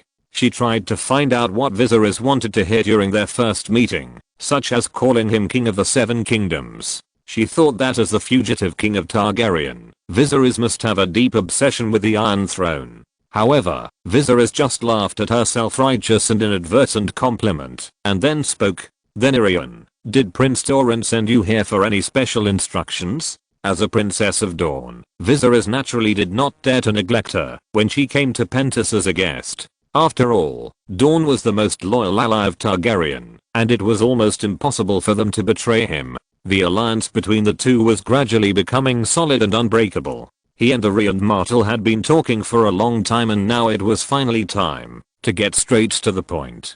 Viserys asked directly. He knew that a man as thoughtful as Prince Doran would not suddenly send his daughter here without a purpose. Moreover, Prince Doran loved to write letters. Over the years, Prince Doran had exchanged more than a dozen letters with Viserys. This time, his daughter would surely come with a handwritten letter from Prince Doran. Many things seemed a bit troublesome for Viserys to communicate with Irian. He only needed to take Prince Doran's letter and read it himself. After all, although Irian is the daughter of Prince Doran, she has no power to make decisions for him, and this girl is obviously not a simple person with a strong sense of making decisions or making trouble. However, when the Dornish girl heard Viserys' words, she showed an unhappy expression on her face. And this time she was really unhappy. Irian snorted lightly, pouted her little mouth, and stared at Viserys with a pair of black eyes. Prince Doran, why do all of you say father but not me? Just as Viserys judged the girl, although Irian was only 15 years old, she had a strong ambition. Because of the influence of the Rhoynar culture, some systems of Dorne and the other 6 countries of Westeros seem to be somewhat different, such as the issue of gender equality. In Dorne, lovers and mistresses are not such a serious moral issue. Therefore, Oberyn did not care to say that he hoped his daughter would be Viserys' mistress, and it would be even better if she could conceive a child. In terms of inheritance law, Dorne adheres to the principle that daughters also have inheritance rights. Therefore, Irian is ahead of her brother Quentyn Martell in the order of succession to Sunspear. Prince Doran has been obsessed with sending Irian out quickly and using various means of coercion, bribery and other means to make Viserys agree to the marriage proposal for a certain consideration. The girl is a little willful, and perhaps she is in her rebellious period at that age. She complained why everyone only saw her father and not herself, but she didn't know that the attention she received now, and even the marriage proposal with Viserys, were all because of his father's halo. Although Irian was a little angry, in order to maintain a good impression in front of Viserys, she pouted and turned her anger into coquetry. You can call me Irian, so can I call you Viserys? Viserys had been taught royal etiquette, and he had talked about how to get along with ladies and please them. But Viserys just shook his head and smiled. In his eyes, Irian was like a little girl who was a little scheming, but still immature in her means. Okay. Viserys nodded. HMPH. When Irian heard Viserys agree, her eyes curved, as if she wanted to laugh, but she restrained herself and snorted again. Then she reluctantly took out a letter from her bosom and handed it to the other party. Chapter 238 Prince Doran's Letter. The content of Prince Doran's letter was not complicated. It probably brought his greetings and blessings, hoping that the 2 young people could get along well. However, at the same time, Prince Doran also mentioned some situations in the 7 kingdoms in the letter. Winter is coming. This is a disaster that the whole world cannot avoid. Even though the continent of Essos is not adjacent to the land of eternal winter and is not greatly affected, the temperature has still dropped significantly. Viserys looked at Irian's back as she left, then looked at the flowers that had withered in the garden, and finally turned his attention back to Prince Doran's handwritten letter. Prince Doran's letter was written a long time ago. The North was the most directly affected by the coming of winter. At that time, Ned Stark, the Duke of Winterfell, wrote a letter to King's Landing for help. King Robert ordered the requisition of grain from the River Reach to supply the North, to help the people of the North survive the cold winter together. It must be said that Robert was quite righteous to his good brother. He did not choose to stand idly by when the North needed help the most, but actively contributed money to help. However, the bag that King Robert opened was not his own pocket, but the grain of Duke Tyrell of the Reach. Anyway, everyone knows that Duke Tyrell is a big dog, especially in terms of grain. The Reach, with its pleasant climate and richness, is the main grain producing area of the 7 kingdoms. However, although King Robert was generous to others, he did not completely treat Duke Tyrell as a sucker. Later, as compensation, Robert Baratheon promised Mace Tyrell a queen position. Of course, it was not that Robert, a black and rough man, wanted to marry Duke Tyrell, a white, fat, and stupid man, but that he had made an engagement for the children in advance. King Robert proposed that his eldest son Joffrey and Marguerite Tyrell, the daughter of Duke Mace of the Tyrell family, make an engagement. According to the laws of the Seven Kingdoms and the traditional customs of the Westeros continent, if there is no accident, Joffrey Baratheon will be the next king of the Seven Kingdoms. Therefore, King Robert compensated the Tyrell family with a queen position that was worth a lot of money, and also facilitated the marriage of the two families. The Tyrell family was also very satisfied with this. They also needed a future queen to consolidate the family's voice in the Seven Kingdoms. However, King Robert's moves were not limited to these. It was obvious that there were also capable people among his ministers who had predicted in advance that a war around the Iron Throne would inevitably occur in the future. Therefore, the other party gave King Robert advice and helped him consolidate his current base. At the same time, he had to take the initiative in diplomatic strategy and actively find ways to encircle and suppress the Targaryens. Lobbying other free trade cities led by Bravos, be wary of, or even hostile to the Targaryens, and actively infiltrate the other party's forces. There was a secret connection between Dawn and the Targaryens.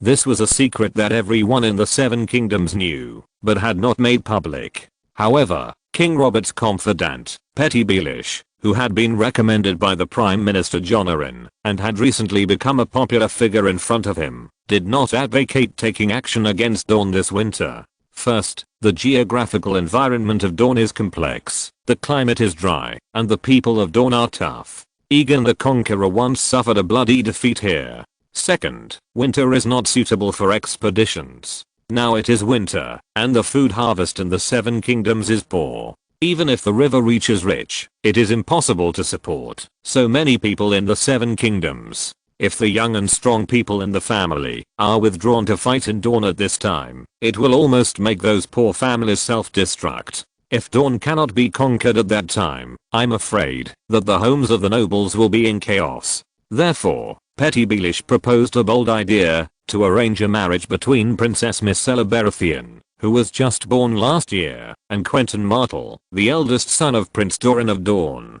However, Baelish's plan was opposed by King Robert and Queen Cersei as soon as it was proposed. 7 layers of hell. You idiot. Myrcella is only 1 year old this year and is still drinking milk from that bitch Cersei, and that kid from the Martell family is already 10 years old this year. Robert sat at the head of the round table and took a sip of the wine in the glass. Boom. Then he slammed the glass heavily on the table and the wine splashed out and cursed at the same time. The two people are 9 years apart in age, although this is nothing in the noble marriage game.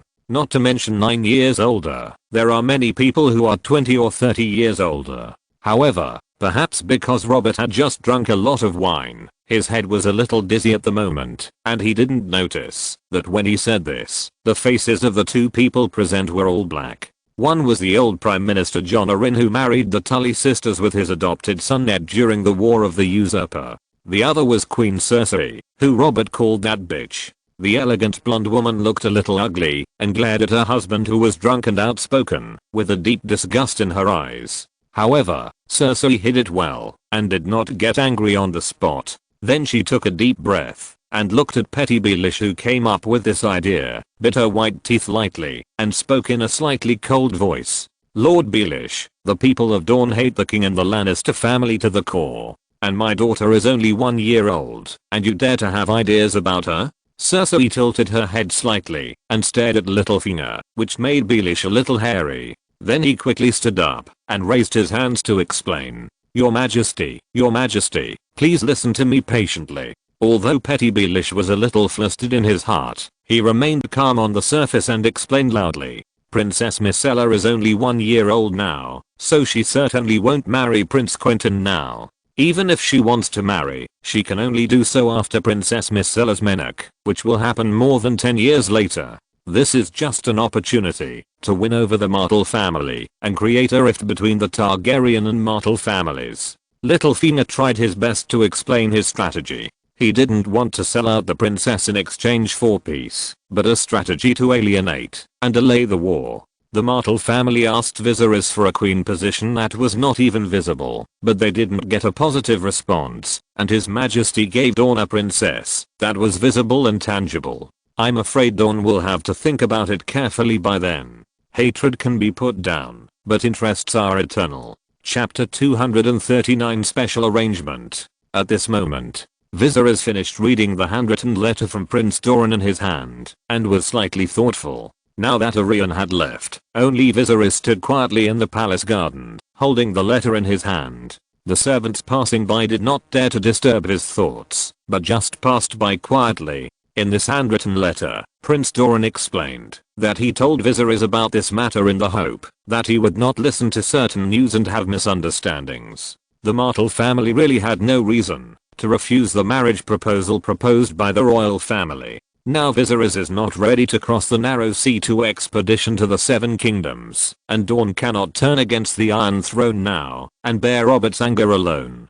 Dawn's best choice now is to show an indecisive attitude, which can stabilize the pressure from King's Landing. Even if Dawn now shows a posture of severing ties with Targaryen and wholeheartedly surrendering to the Iron Throne, it will arouse the other party's vigilance. Viserys can understand Prince Doran's choice, but it does not mean that he can accept it. If one day in the future he wants to land in Westeros, and Dawn chooses to turn against him, the price Viserys will pay at that time is unbearable.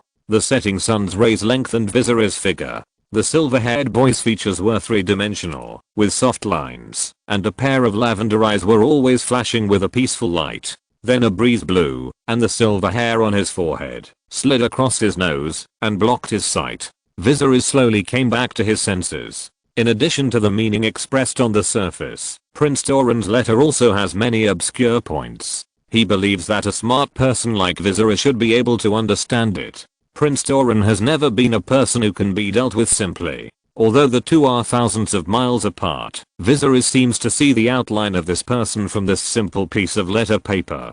Forget it. Then Viserys' brows relaxed slightly. He no longer thought too much about this matter. After all, it was too early to think about it now. Although he has been in this world for so many years, his worldview has not been changed too thoroughly. In some aspects, Viserys still maintains his previous ideas. Then Viserys did not think about it any further and returned to his bedroom. This magnificent palace is much better than his castle in Andalus. The palace covers a very large area and is located on a hill in the city of Pentos. From here you can see the sea and the entire city-state. The courtyard is clean and tidy with carved beams and painted pillars. There are even exquisite reliefs on the walls, recording the history of the people of Pentos. Viserys' plan is of course, to move the administrative center of the Targaryen to Pentos in the future. Pentos has very strong economic and war potential, and can become the engine of the kingdom's chariot. And this palace Viserys intends to designate it as the royal castle in this rich city-state. However, Viserys has not yet thought of its name, and there was no name here before. Viserys wants to give it a name that is not inferior to the Red Castle, and try to be simple and concise while being magnificent. Dragon Castle, or Dragon Palace? Thinking of this, Viserys suddenly felt speechless for a while, and couldn't help scratching his hair. Then he put the handwritten letter from Prince Doran under the book on the bedroom table, and said to the outside, "Come in, Your Majesty." The guard outside the door heard Viserys' call and immediately pushed the door open and walked in. "Go find Ramsay." Viserys took out a piece of paper and sat in front of the table with his head down, writing something. It looked like a waste draft, and then he spoke without raising his head. "Yes, Your Majesty." The guard nodded and agreed immediately after hearing Viserys' order, then slowly closed the door to find the mysterious commander-in-chief of the Ministry of Internal Affairs. Ramsay suddenly came to Andalus with a letter from his father, Earl Bolton, and then was secretly appointed to a special position.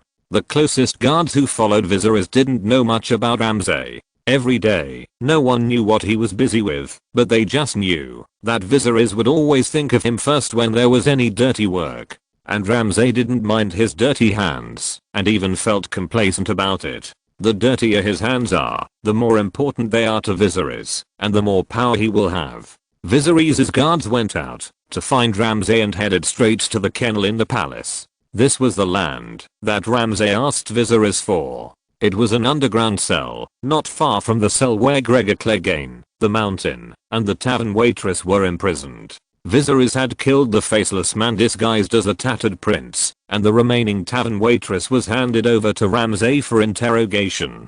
But later, Viserys heard from his confidant who was placed in the Ministry of Internal Affairs to monitor Ramsay that some unpleasant things had happened. It was probably because Ramsay did not take care of his lower body, and during the interrogation process, he used some special punishments on the tavern waitress. Viserys frowned when he heard the news at that time, a little unhappy, but he didn't say much. After all, the other party was the criminal who assassinated him, and he would be executed the next morning, to warn the remaining faceless man forces in Pentos. After that, Ramsay seemed to have sensed Viserys' displeasure, and became much more cautious. He dared not show up in front of Viserys unless necessary. Until this time, Viserys came to him again. Ramsay was found by the guards in the kennel in the basement, and then hurried to Viserys' bedroom. "Your Majesty." Ramsay knelt on his knees again when he saw Viserys, like a dog wagging its tail. Except for Ramsay, no one else in the entire force surrounding the Targaryen family would perform such a great ceremony when seeing Viserys.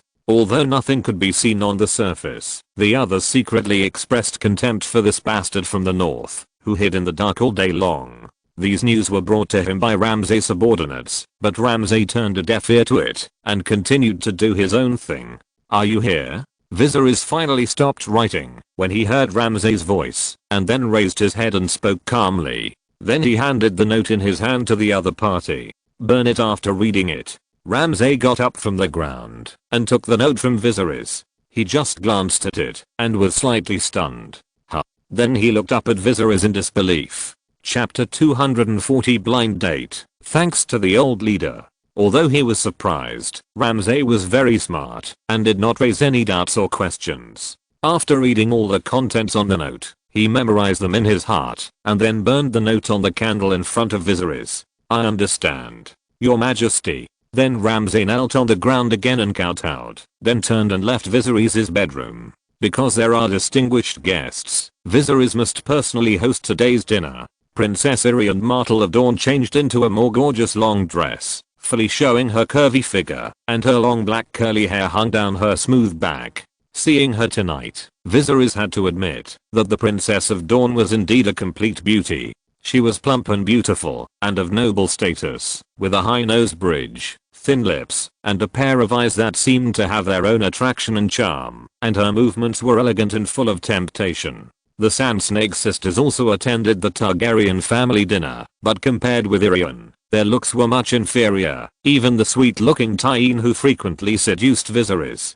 Seeing that Viserys' eyes were all on Irian, the girl with golden hair and sweet looks, couldn't help but pout, and put the knife and fork in her hand heavily on the plate. However, there were many people attending the family dinner this time, and no one noticed her in the noisy restaurant of the palace. Only her eldest sister Abera once again glared at this troublemaking sister. Now Abera can still suppress her sisters, but when they grow up, Abera may be a little powerless. John Connington, Viserys' newly appointed advisor, also attended this family dinner, as well as the new finance minister Illyrio Mopatis, and the Tattered Prince also attended the banquet in person.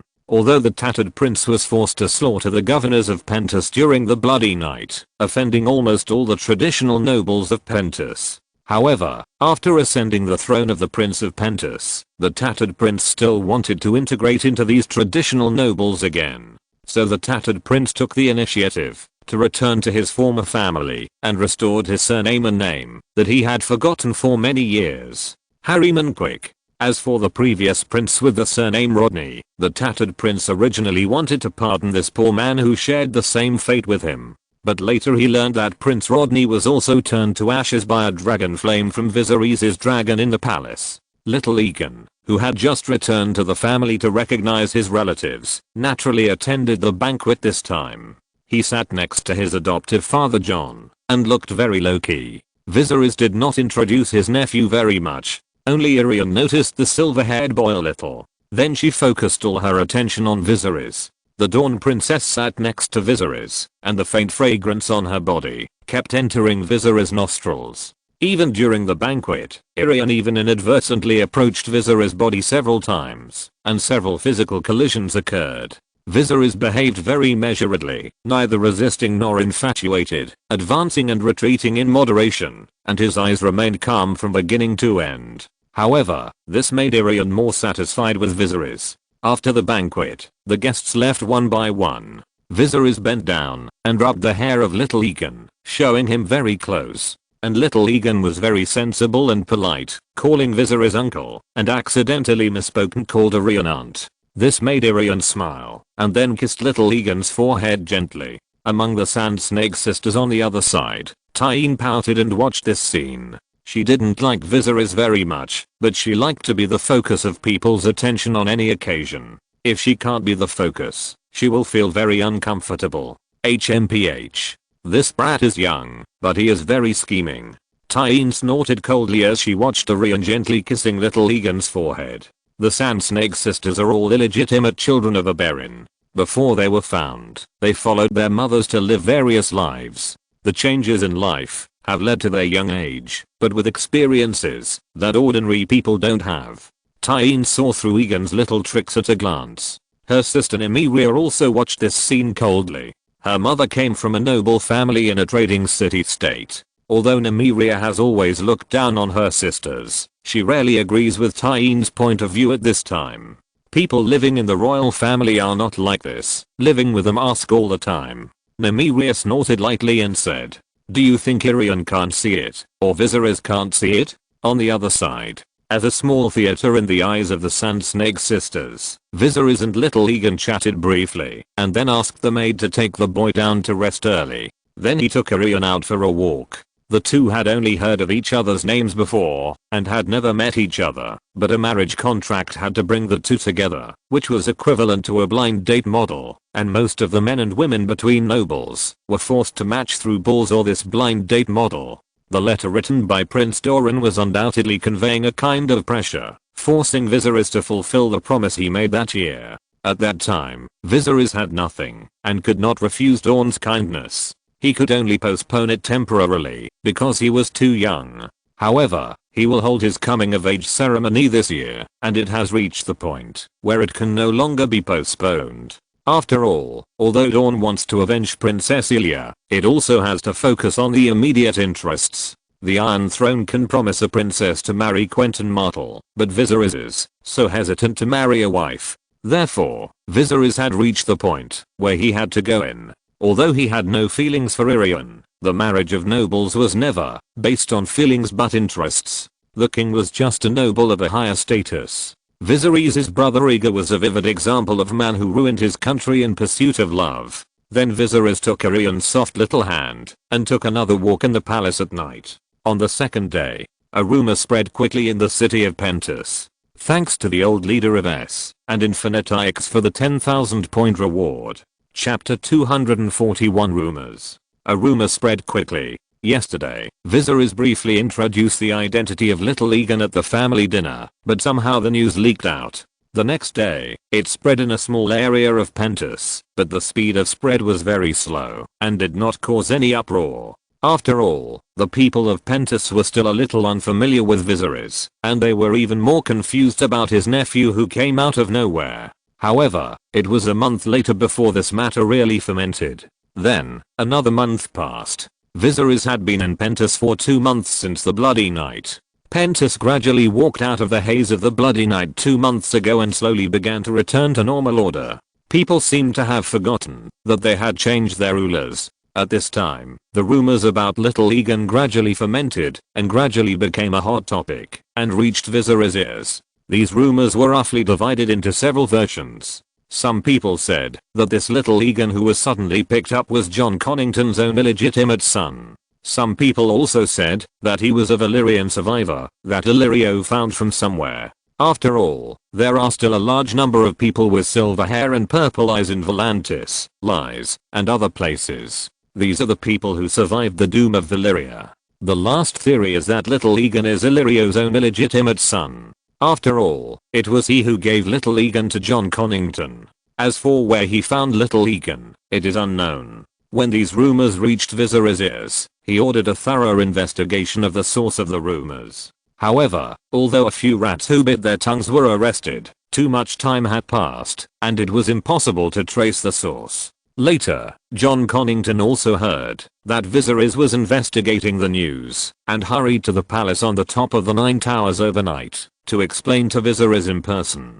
This must be the conspiracy of the usurper. Your Majesty, John explained to Viserys in a panic. However, this rumor continued to ferment, and it spread across the ocean to King's Landing, far across the narrow sea, and was placed in front of King Robert's desk. The people at the table looked at each other in confusion. This news was provided by the Minister of Intelligence, Varys, but this round and bald man was complaining in his heart. Many people present were witnesses of what happened many years ago. The Prime Minister Jon Arryn turned his head frequently to look at Varys, with a hint of suspicion in his eyes. Prince Rhaegar's eldest son Aegon Targaryen was killed by the Mountain, and Elia Martell was raped and killed. Many people in the Seven Kingdoms knew about this. However, Princess Elia could not find a replacement, but her baby could still be easily replaced. And Ser Gregor Clegane did not know little Aegon.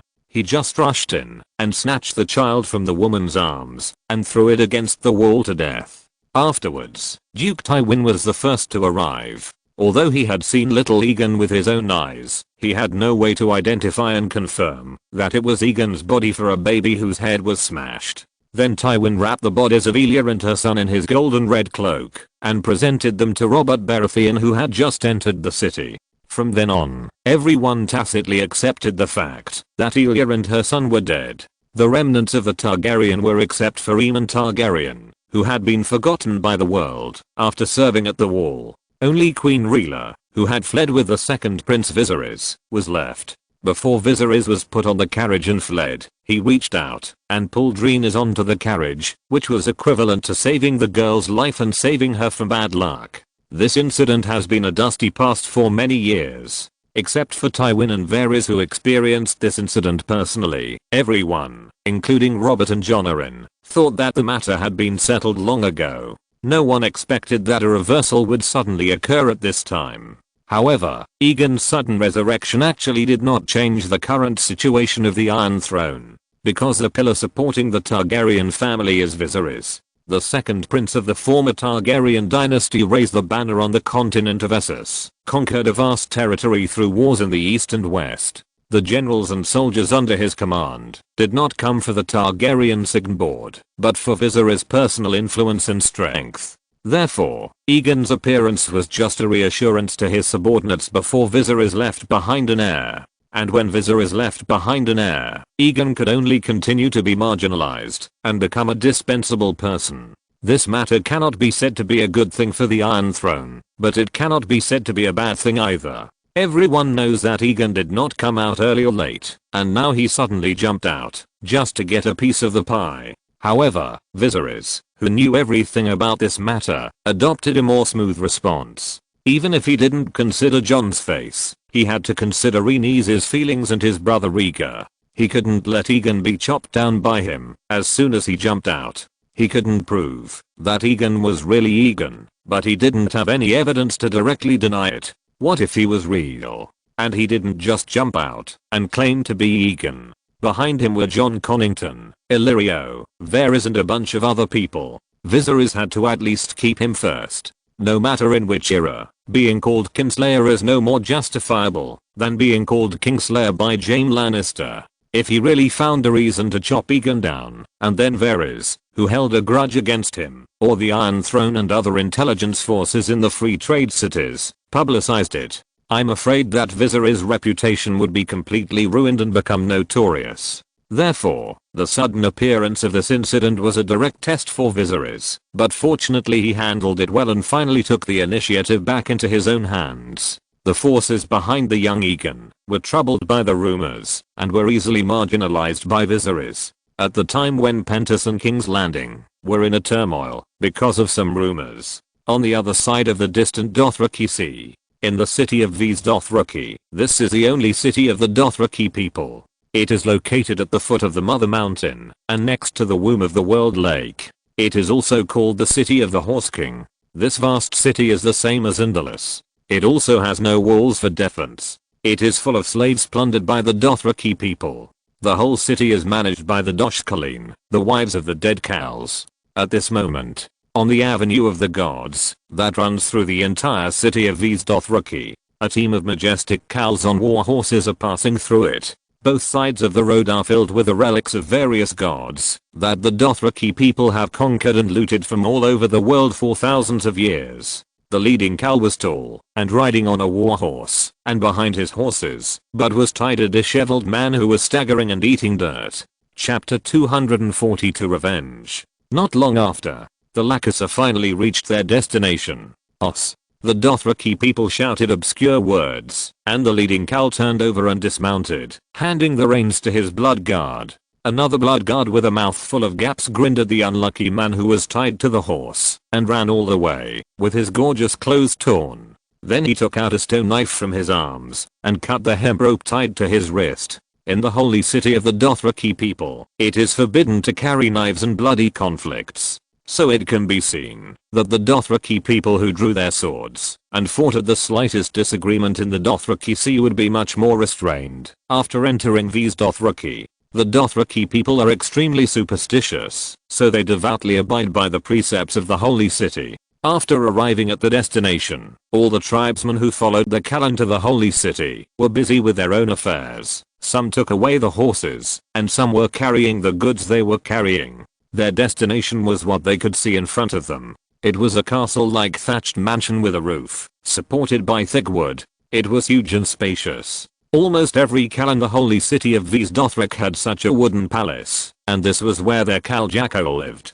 Hey. The obscure language of the Dothraki kept ringing in his ears. This unfortunate captive was once a member of the family of the governor of Pentus. His elderly father, Governor Santos, and his brother were both burned to death by Viserys' dragon flame, and he keenly noticed that something was wrong when the bloody night just began. So he took his family members and some of the wealth, and called for the city gate to be opened, and fled Pentus under the protection of the guards. They were one of the governor families who had escaped the bloody night purge by chance. A few days after escaping from Pentus, the little Santos finally heard the news that his father was still in the city. His father was burned to death by the cruel tyrant with dragon flames, and all the governor's families who did not react were retaliated by the tattered prince. All of them were confiscated and exterminated, and all the wealth was looted. Knowing that he could not return to his hometown from now on, Santos, like the tattered prince, swore by the sea to avenge his family and retake Pentus.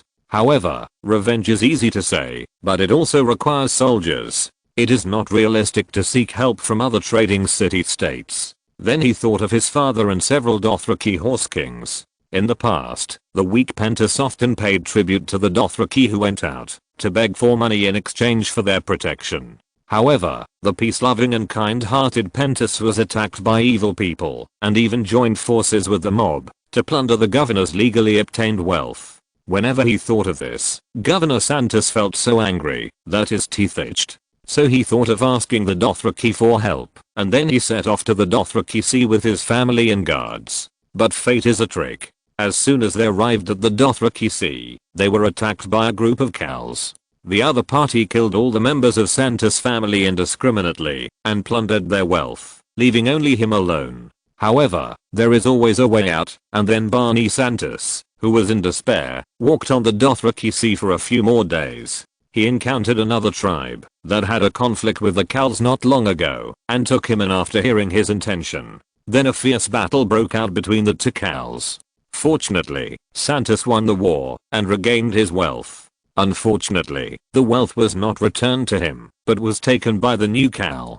Then the Khals took him to V's Dothrak and contacted the outside world through the channel. It was unknown what he wanted to do. As the youngest son of his father, old Santos, the young Santos, who was over 30 years old, had already been in a daze. He had lost the motivation for revenge and now just wanted to leave the Dothraki Sea alive. Unfortunately, the Dothraki people did not intend to let him go now, so the young Santos stood there in a daze. Hey. Then the tall Jacko Ko standing in front of the wooden hall pointed at him, then turned and walked into the hall, and he was pushed into it by two Dothraki people.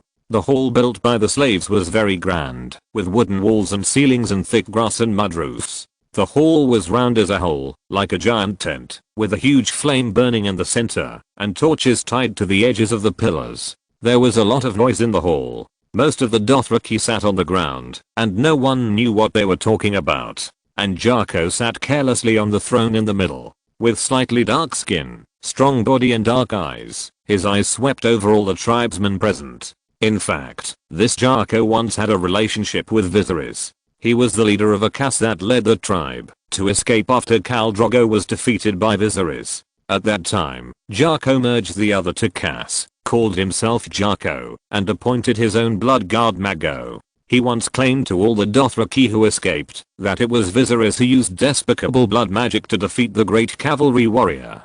He burned Khal Drogo to death with fire. Now Khal Drogo's soul has turned into the brightest star in the sky, and Jako vowed to avenge Khal Drogo and kill Viserys in the future. Then the weeping blood star fell from the sky. At that time, Khal Jake used this method to successfully gather the remnants of many of Khal Drogo's scattered forces, and Khal Jake never mentioned it again. Through the annexation of the Dothraki Sea over the years, Khal Jake grew into a Khal with tens of thousands of riders, and Viserys' power expanded even more terrifyingly, and it was said that he had 3 dragons. However, until recently, when Khal Jake caught Little Santos, he heard from him that Pentos had fallen, and his heart became slightly active again. He suddenly had a bold idea, so he sent a letter and summoned many powerful Khals to the Holy City, claiming that there was something very important to discuss. At the same time, there was a force behind him that was also fueling the flames and helping him accomplish this.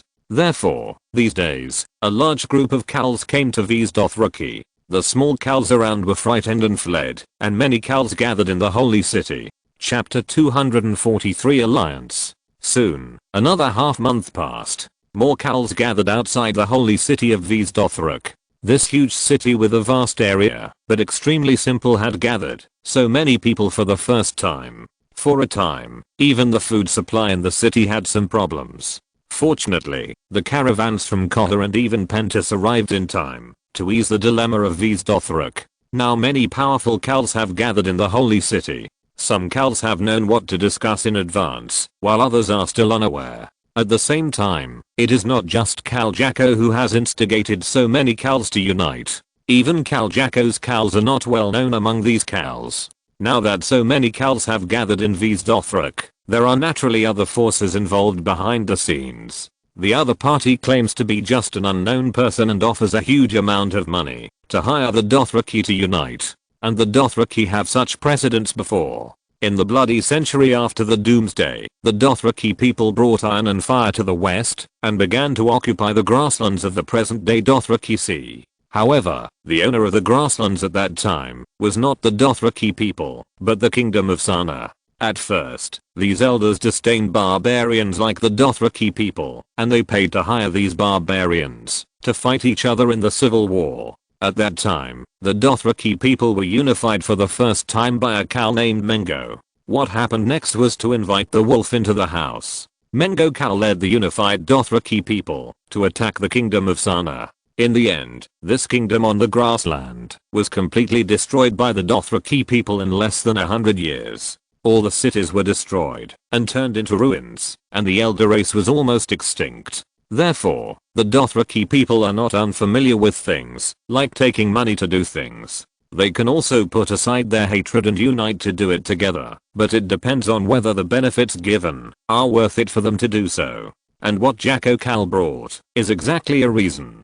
Jako, what do you want to do by calling us here? Do you feel an itch on your neck? The person who spoke was a Khal sitting on the throne on the other side of the campfire. As a newly promoted Khal, he was unaware of this matter. He was also burly with his upper body naked, and his blood guard stood behind him. His tone was not very friendly, because he had had several conflicts with Jako before, and the two even had a fight. The name of this Khal was Bono, and he was also a Khal who escaped after the defeat of Khal Drogo's Khals. However, he and Jako took different paths. Bono led the Khals to join another Khals, and then a few years later, he just became a new Khal in the battle after the death of the old Khal. Heh. On the other side, Khal Jako, who was provoked by Khal Bono, sneered and looked down on his old friend from the tribe. Bono, you are still so brainless. Bono's personal strength is indeed more courageous than Jako. In the past, they had fought in a tribe and punched him, but Jako did not bear a grudge, and now his Khals are larger than the others. Alright. At this time, an old Cal with grey hair sat firmly on his throne and spoke in a low voice. Stop for a while. The old Cal's name is Mozo. If the Dothraki people are ranked according to seniority, Mozo's qualifications are indeed deeper than these young juniors. At the same time, Mozo and the Cals he led are also a clear stream among all the tribes on the Dothraki Sea. Because Mozo's Cals are not only himself, but even his cavalry are all elderly people. This is like a veteran alliance among the Dothraki. Even the old Dothraki warriors who have been declining in their conscious abilities and have been excluded and separated from their own tribes have joined Mozo's Cals, forming an alliance of mutual dependence and mutual help. However, Cal Mozo led a group of old and frail veterans, but they were a force in the Dothraki Sea that was not strong, but not easy to mess with. Although these old guys were old, they had rich combat experience and were elites who had survived hundreds of battles. As soon as Cal Mozo spoke, Cal Bono and Cal Jacko snorted coldly. However, they were not afraid of Cal Mozo, but just took advantage of Cal Mozo's words to find a way out. After all, it was a rule that old Dothraki people would devoutly abide by not taking action in the holy city. Then Cal Mozo saw Jacko and Bono put down their dispute, and then he looked at Jacko, shaking his grey beard, and speaking in a low voice. Since there are still people who don't know what happened, please let Cal Jacko explain it. As Cal Mozo's voice fell, all the other Cals in the simple wooden palace of the entire holy city looked over. The blazing fire in the center of the hall was bright. The remaining Cals who had not participated in the internal strife were Cal Moro, Cal Jumo, Cal Oggo, and Cal Zico. Cal Jacko saw that the other Cals were looking at him, so he simply stopped trying. Papapa. Cal Jacko clapped his hands, and his blood guards understood what he meant, then turned around and went down, and soon brought up a ragged and haggard man. He was Barney Santos, the son of the old Governor Santos.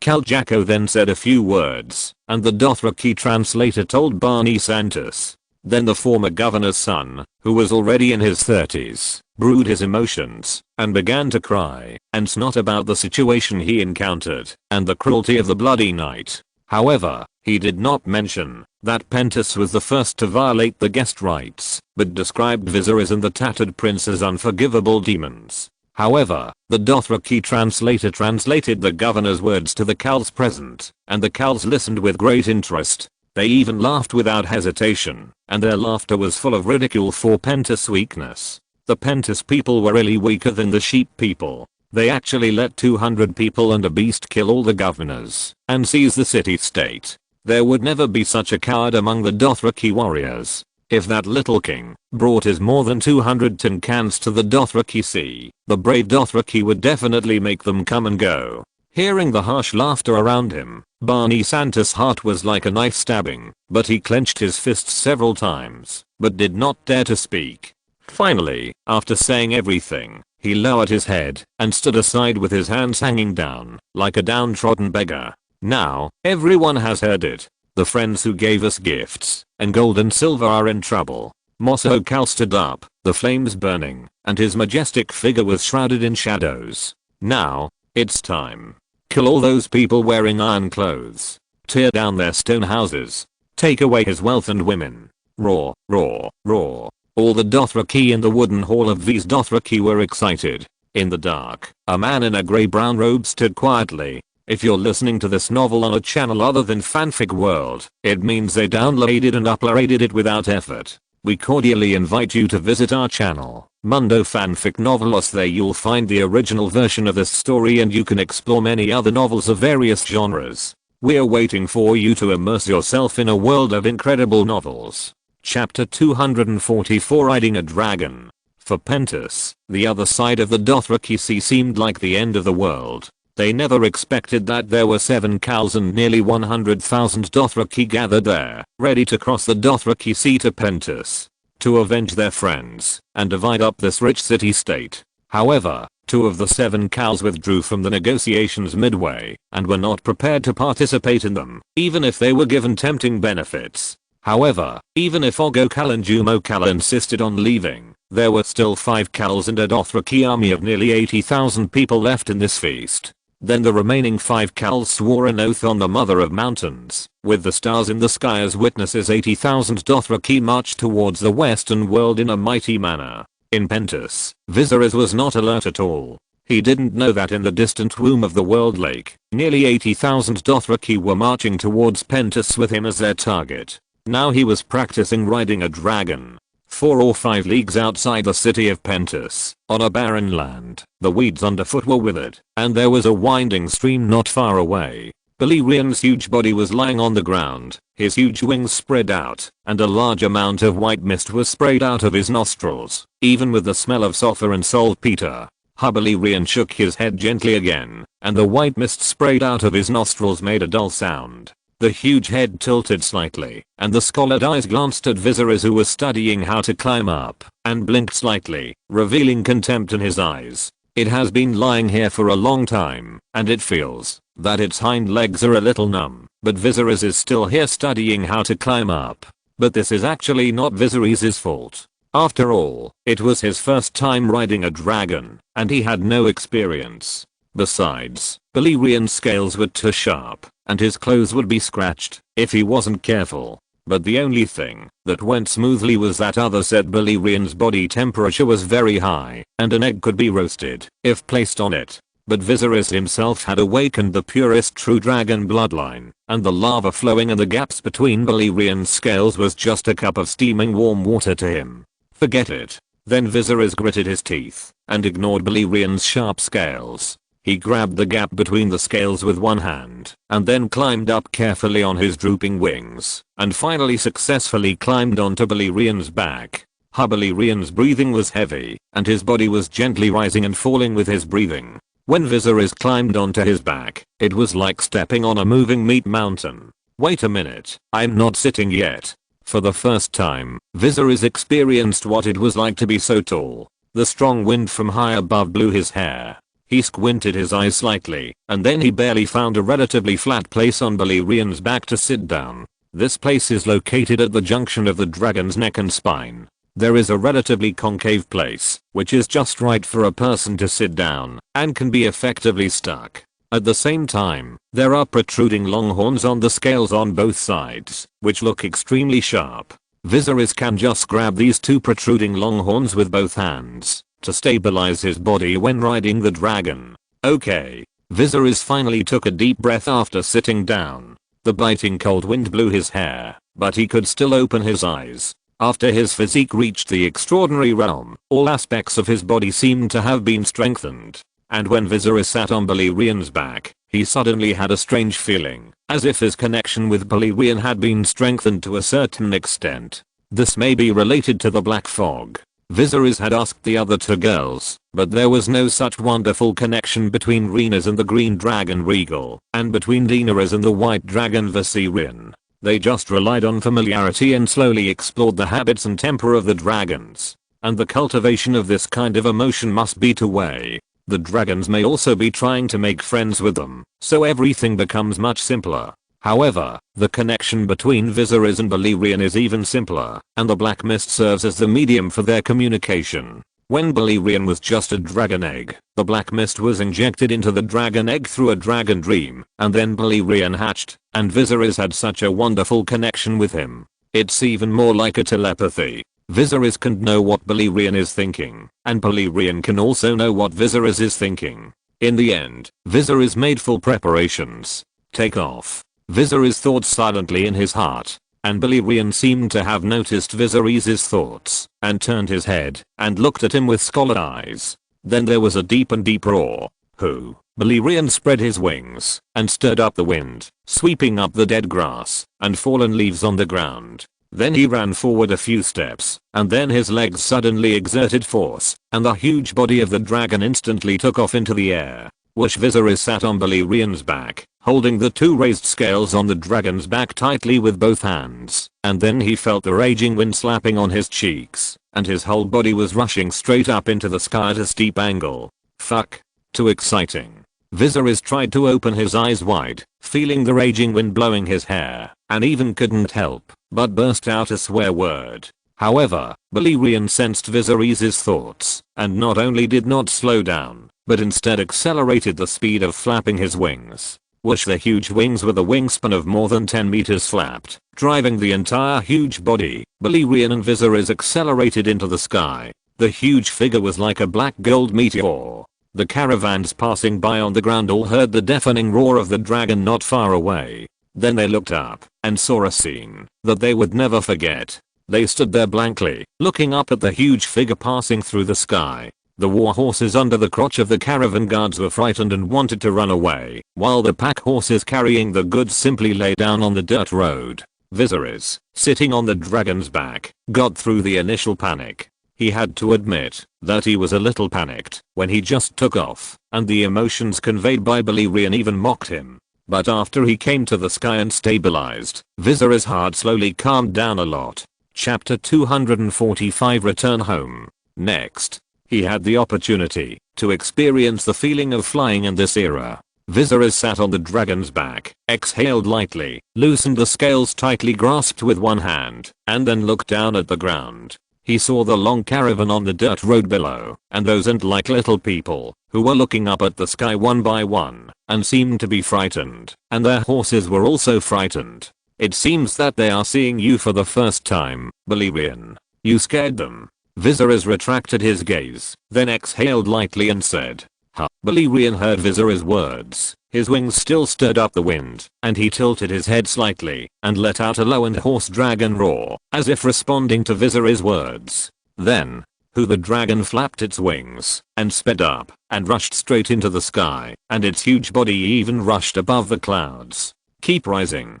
Viserys did not dare to be arrogant, and his other hand also tightly grasped the protruding scales on the dragon's back. At this moment, he stepped on the sky and the clouds. On the ground, the caravan that was about to sail to Pentos all stood there in a daze, watching the figure of the dragon disappear in the clouds. Is this a dragon? They came from Koha. Not long ago, they heard that Pentos had undergone a dramatic change. The Targaryen Dragon King captured the city, and the dragon burned down the palace, and burned all the governors to death. On the way here, they even imagined whether they could see a real dragon in Pentos. However, they did not expect that their dream would come true. The dragon appeared in front of them. At the same time, many sharp-eyed guards also saw that there seemed to be a person riding on the dragon's back.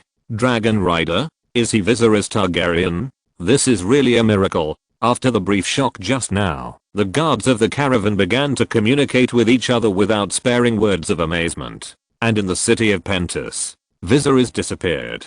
This piece of news, which should be considered big news, did not cause a big uproar. The various forces in the city that had just stabilized did not jump out to make any trouble. Because the palace with the three-headed dragon flag hanging on it, which all the people of Pentos were paying attention to, was still calm. The guards following Viserys knew that His Majesty the King had flown away on a dragon, and they chased him on horseback for a while on the ground. However, the dragon flew above the clouds and soon disappeared without a trace. How could they run on four legs on the ground as fast as flying in the sky? So they lost it. Then the guards returned to Pentos and reported the matter to Jon Connington. Now Illyrio is in charge of restoring the economic problems of Pentos, and as the king's personal advisor, Jon has nothing to do now. So he manages the affairs of the palace, which is equivalent to a big housekeeper. When he heard that Viserys flew away on a dragon, his first reaction was not worry but excitement. He believed that Viserys could do better. Actually, Jon and Viserys didn't know each other for a long time, but Jon had been quietly following Viserys' development in the past few years. Jon had seen Viserys, who was just a prince in the Red Keep. To be honest, Jon didn't see any good qualities in Viserys at that time. However, perhaps stimulated by the death of his father and brother, Viserys' temperament changed drastically after escaping King's Landing. At least in Jon's opinion, Viserys is now completely different from the prince who loved to lose his temper and scold the guards of the Red Keep. He showed courage with his young body and showed his strength step by step from the initial forbearance and finally created such a huge foundation. Jon sat behind his desk and glanced at the little Egon who was sitting next to him and following him to learn how to handle official business. Egon, you have to learn from your uncle in the future. The silver-haired boy sat on the chair, and when he heard Jon's words, his eyes suddenly showed yearning. Can I ride a dragon, father? This. John was slightly stunned when he heard the little Egan's words. He was speechless for a while. He didn't expect little Egan to say such a thing. However, every child has a dream of riding a dragon, not to mention that Egan is Rhaegar's child, a pure Targaryen. However, ideals are ideals, reality is reality, and honor is even more honor. John found Viserys during the Bloody Night and swore allegiance to him. John took care of Egan and returned him to Targaryen to fulfill his righteousness, and he must be loyal to Viserys in the future. It's just that Egan has been raised by him for so many years, and he also calls him father. Although there is no blood connection between the two, there is a father-son relationship. Well, maybe.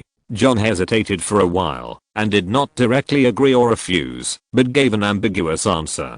Facing the boy's expectant eyes, John, as a foster father, really couldn't bear to say a refusal to hit the child. But John also understands the current situation of the Targaryen family. Viserys took Rhaenys away from the Red Keep, and Queen Rhaella left him a sister. The relationship between Viserys, Rhaenys, and Daenerys must be stronger than gold. Even though Egan is Rhaenys' biological brother, there is no relationship between the two except blood ties, and Rhaenys will not choose little Egan over supporting Egan and Viserys. The three dragons of the Targaryen family have been divided up by the brothers, sisters, and a niece. There is no place for Egan. Unless he begs his sister. John thought about these things for a while, and then shook his head. He looked up at his adopted son and spoke in a low voice. Egan, if you really want to ride a dragon, it's best to find a dragon egg yourself. Then try to hatch it. In the city of Pentus, the news of Viserys' disappearance did not cause much waves, because there was a dragon by the side of His Majesty the King, which was the greatest guarantee. And in Andalus, the sky had gradually darkened, and the lights in the castle had been lit, and the whole city had not yet fallen asleep. The girl with long brown hair was wearing a loose nightgown, leaning over the cold stone window, and looking up at the night sky outside. At this moment, a huge shadow came from afar, and appeared in her sight. The wings spread and flapped, and the scales reflected the metallic luster under the cold moonlight, which was particularly clear.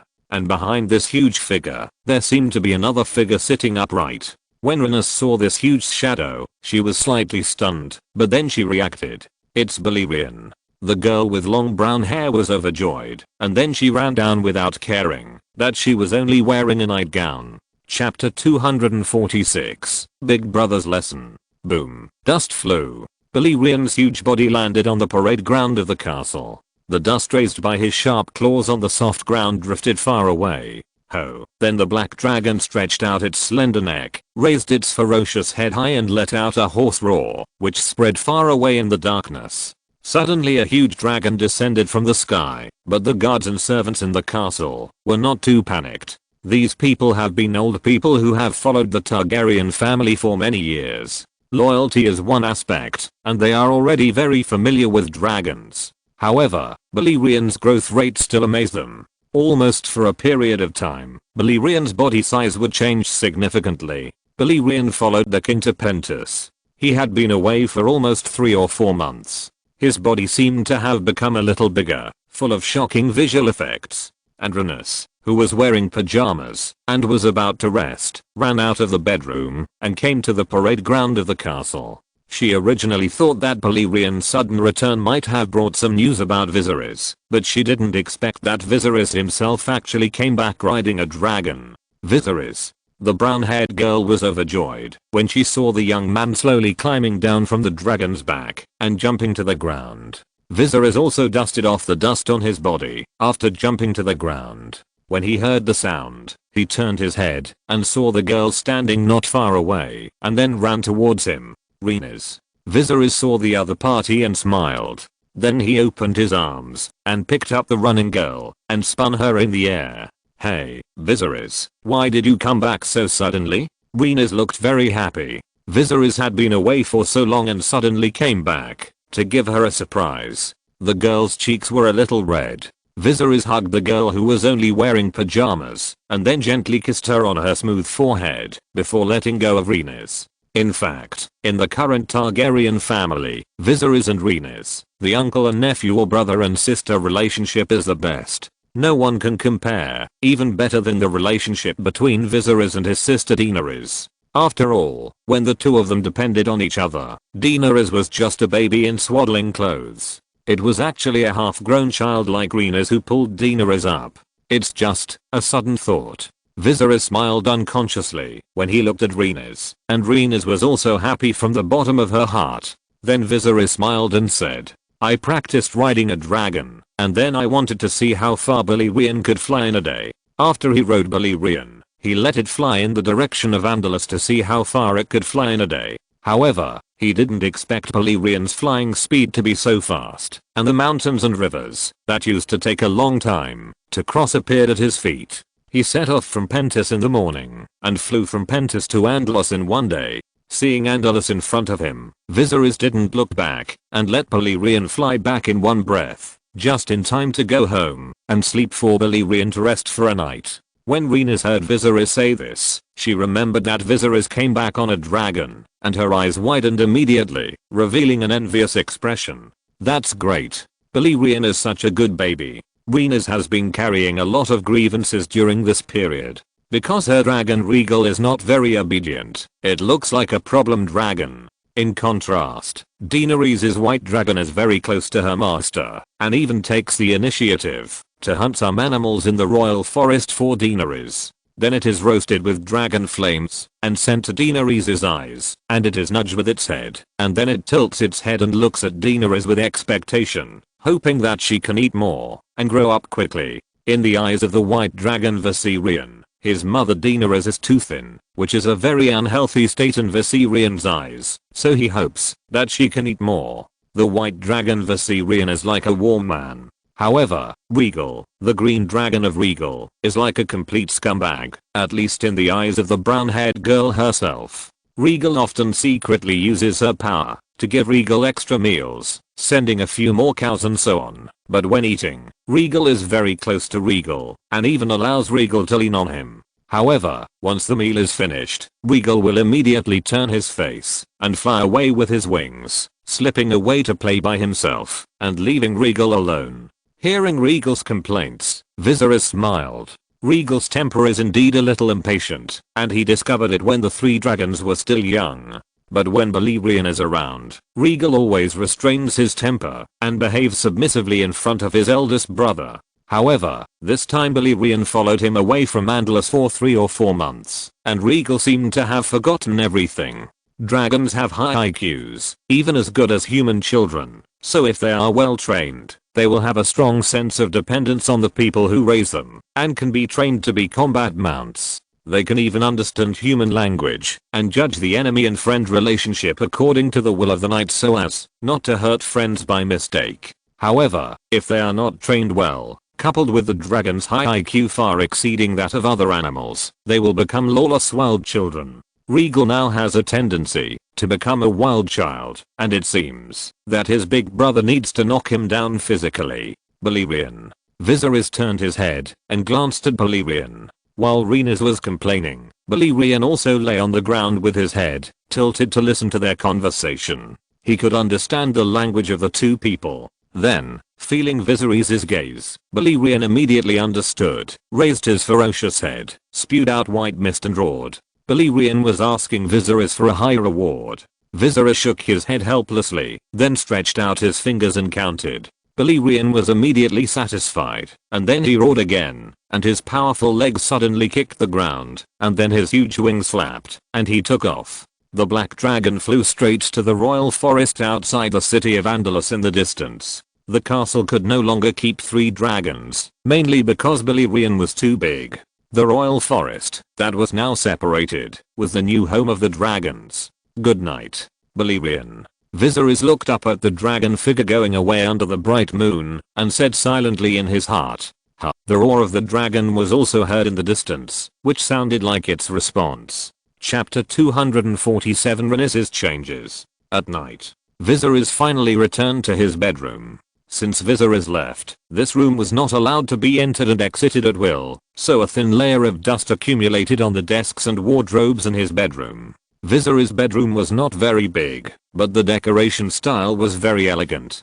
The stone pillars with murals supported the ceiling, the walls were hung with exquisite brocade, and the fire in the fireplace dispelled the cold of the winter night. Now an old maid with wrinkles on her forehead, wearing a simple grey robe and a grey headscarf, was tidying up the room in Vizori's bedroom with a rag in her hand. Vizori's was standing on the stone balcony of the bedroom, looking at the scenery outside the window. It was late at night. He had not been back for 3 or 4 months, and he did miss home a little, but what he missed more was Rena's and the other little guy. Then the young man had a lot of thoughts, and didn't know where to start. Vizori's held the balcony and sighed softly. "Your Highness, are you a little homesick?" The old maid who was tidying up the room for him in the bedroom heard Vizori's sigh. Then she didn't stop her work, just looked up at Vizori's back, and asked in a hoarse voice. Just as Vizori's said, when he met John before, there are not many people who will subconsciously call him your highness. And the old maid in front of him is one of them. She is the maid of Vizori's mother, Queen Rila, and she even came to the Red Castle when Rila was still a girl. She watched Rila grow up and marry Ares, then became a mother, and gave birth to Riga and Vizori's. Later, she witnessed the collapse of the Targaryen mansion, and fled to Dragonstone with Rila. The old maid once changed Vizori's diapers, and took his hand, to toddle in the garden, when he was young. However, many things were told to him by his mother Queen Rila later, and Vizori's didn't remember them at that time. On the eve of the fall of King's Landing, his father Ares used his last conscious time, to order the transfer of his queen and his son. The old maid sorted out Vizori's clothes at that time, and then met his mother, and then was hurriedly put on the carriage, to escape from King's Landing.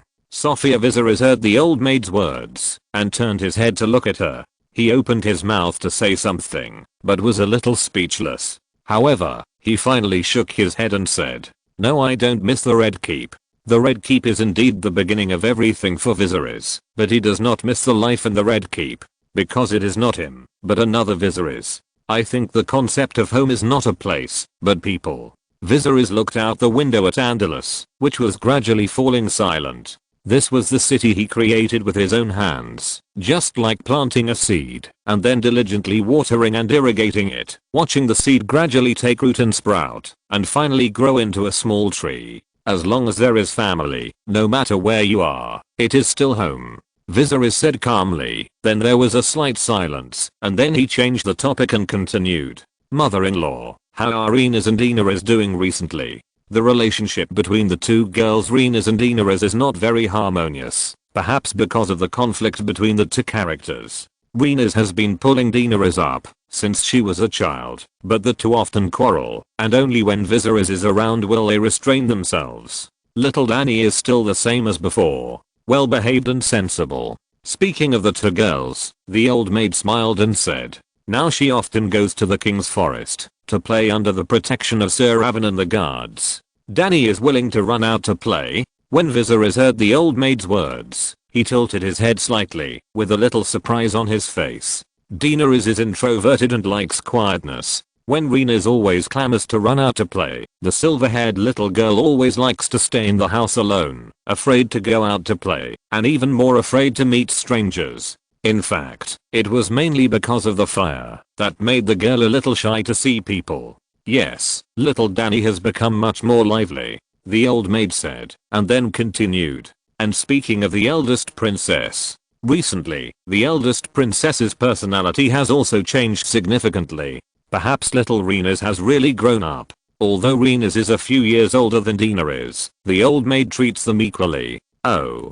Vizori's was slightly surprised when he heard the old maid's words, but he was really concerned about the changes in Renas mentioned by Sophia. After Vizori's left Andalus, the city was entrusted to Renas. Although there were no maesters to assist her now, Renas did a good job. At least there was no big trouble. After all, her uncle Oberyn's camp was not far from Andalus, and Oberyn would take care of his niece at any time if there was any problem. And during these trainings, the girl also underwent some significant changes. "What's wrong with Renas?"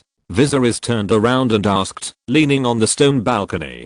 "Her Royal Highness has calmed down a lot. She has also begun to seriously learn needlework and ruling experience. If she has any problem, she will write to Prince Oberyn for advice. She really looks like a noble princess." At this point, the old maid's wrinkled face showed a smile. In the past, Venus was lively and frivolous, and was the devil in the castle. She didn't like the ladylike education, music, poetry, singing, dancing and embroidery. Instead, she liked to wield swords and guns like a tomboy. At that time, Venus's education problem once gave Sophia a headache. After all, it was the responsibility of the maester to teach the prince, and it was the responsibility of an old nanny like Sophia to teach the princess well. However, now, perhaps the girl has grown up and gradually understood the responsibilities on her shoulders, and wants to take the initiative to share some of the pressure for Viserys.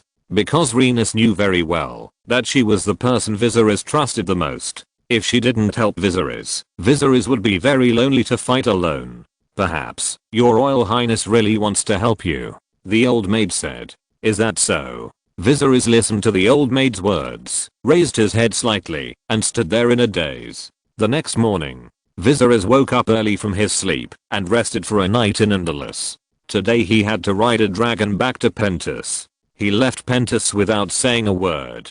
If he didn't go back for a long time, there might be trouble. Viserys was not at ease, and he still had a lot of work to do in Pentus last night. However, after getting up in the morning, packing his clothes, and having breakfast with Rhaenys and little Dany, a letter was suddenly delivered to him. It came from a place he didn't expect, which slightly hindered Viserys' journey. Chapter 248 Seeking Help. Night Watch. Viserys sat at the main seat of the dining table. The morning sun shone through the windows of the castle and sprinkled into the quiet dining room. A girl with long brown hair, Rhaenys, sat on his left, enjoying breakfast, bread, biscuits, milk, cream corn soup, blackberry jam, etc. Opposite Rhaenys sat a little girl with short silver hair. After such a long time, although Daenerys' hair has not returned to its original state, it will take at least a few years, but now she looks like a girl. No wonder the old maid said that Daenerys' personality is much more lively now, and she likes to run out and play. It turns out that she has become beautiful. The girl dipped a little blackberry jam on the bread, then took a bite, and her cheeks bulged. Crunchy. Then she saw Viserys' eyes staring at her. Her face was a little red and a little embarrassed. However, Viserys just smiled and patted her head. Watch your eating manners, Dany, and be a lady. Then he lowered his head to look at the unopened letter in his hand, and just looked at the seal mark on the envelope. He never expected to receive a letter from the wall. Although the Night's Watch did not participate in the disputes among the Seven Kingdoms, it was still under the jurisdiction of the Iron Throne, but the kings of successive generations rarely interfered in the appointment of the commander-in-chief of the Night's Watch. And why would the Night's Watch write to him now?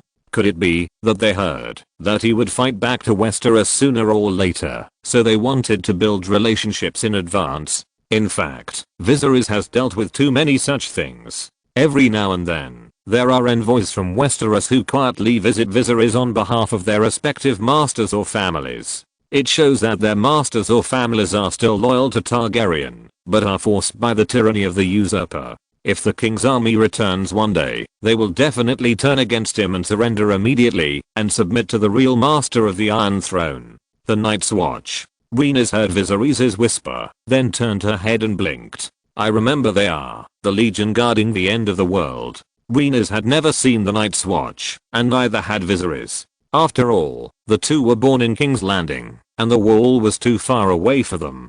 Based on some of Viserys' foresight in his previous life, he knew more about the wall. However, Rhaenys was at a loss. She couldn't imagine what the end of the world would look like. She had only read related books when she was studying with the Maester. Rhaenys didn't study very hard at that time. However, after the Maester died and his true identity was exposed, Rhaenys seemed to have grown up a lot overnight after experiencing betrayal for the first time. Later, she even studied more attentively. As the old maid said, Rhaenys' personality became much more restrained, and she was no longer as lawless as before. She really hoped that she could share some of the pressure for Viserys. That's right. The current commander of the Night's Watch should be Gian Mormont, but I don't know what he wants to talk to me about. Viserys nodded. The two were chatting casually, while Daenerys was still struggling with her bread. Then Viserys checked the envelope, and found that the wax seal was still intact. So he tore open the envelope and pulled out the letter inside. However, when Viserys pulled out the letter inside, he found that the letter was not written by Gian.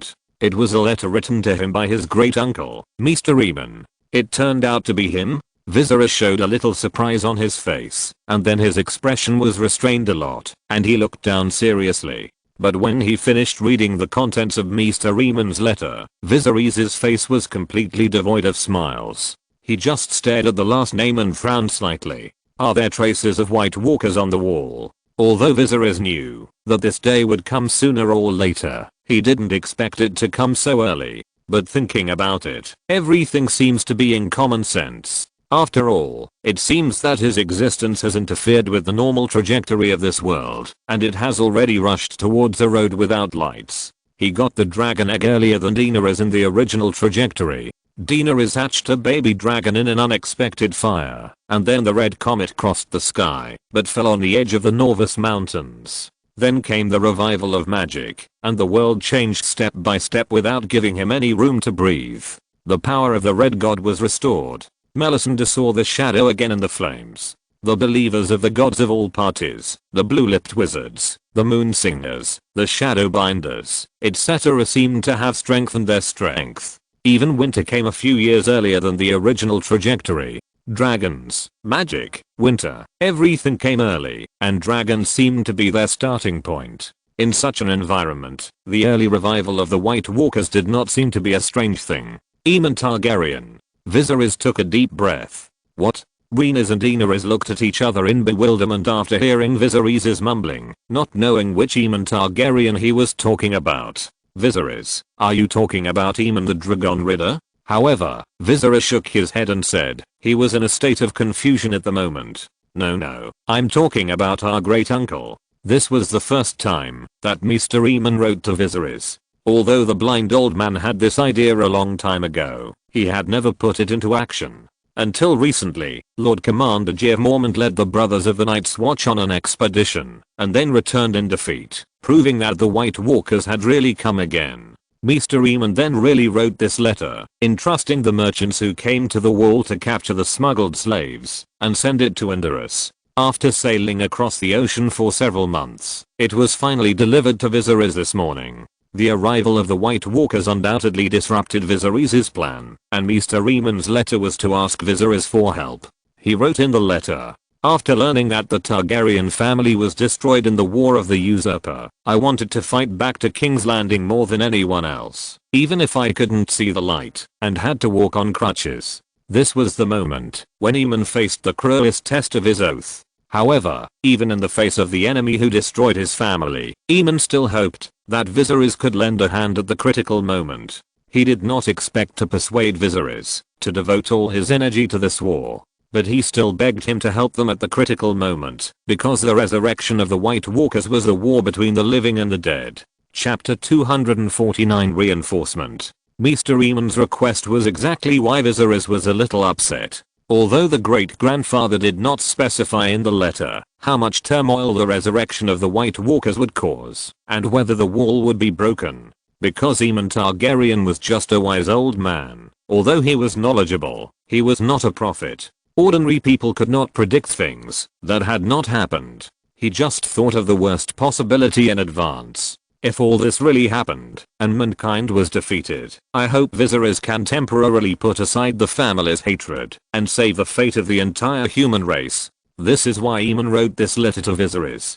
Viserys had a headache sitting in his seat, thinking about what kind of reply he should write to this ancestor who had become a living fossil. In fact, he did not forget Mr. Eamon before, but was afraid that contacting Aemon Targaryen would bring trouble to the other party. After all, even if many people have forgotten the old man's identity as an Orthodox Targaryen, there are still some people who have not forgotten it. However, since Aemon had already put on black clothes, and was already very old, with only a few years left to live, he simply let him go, and did not settle accounts with the old Maester. If Viserys, the exiled king who had fled to the other side of the Narrow Sea, contacted Aemon at this time, it might bring him a fatal disaster. Viserys thought about replying to the letter. In fact, he hoped to see Baratheon, Stark and the White Walkers fight to the death and both sides would suffer.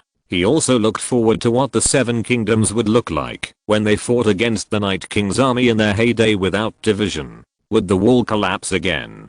Could Robert lead the Seven Kingdoms to resist the attack of the army of the dead? If the human army was really defeated? Viserys fell into deep thought. The two girls were still struggling to figure out who his great-grandfather was, counting on their fingers the people above their grandfather. Jihar II.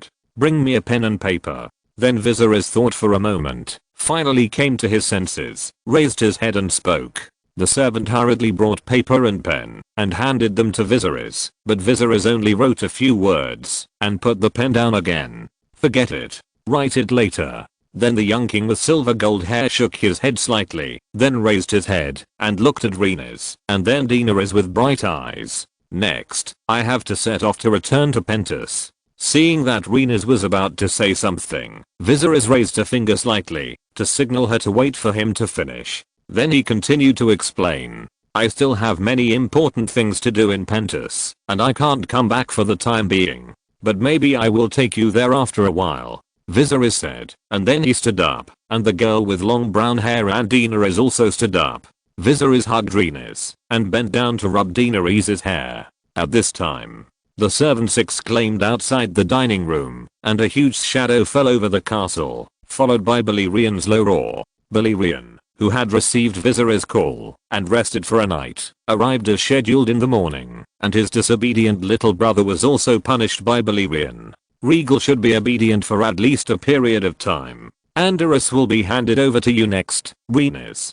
Viserys once again urged. If there is anything you don't understand, you can ask Lord Jeffrey or Prince Oberyn. Okay. Rhaenys slightly pulled her long skirt and nodded. Then Viserys put Maester Aemon's letter into his arms and strode away from the castle, while Balerian had already landed on the parade ground and waited.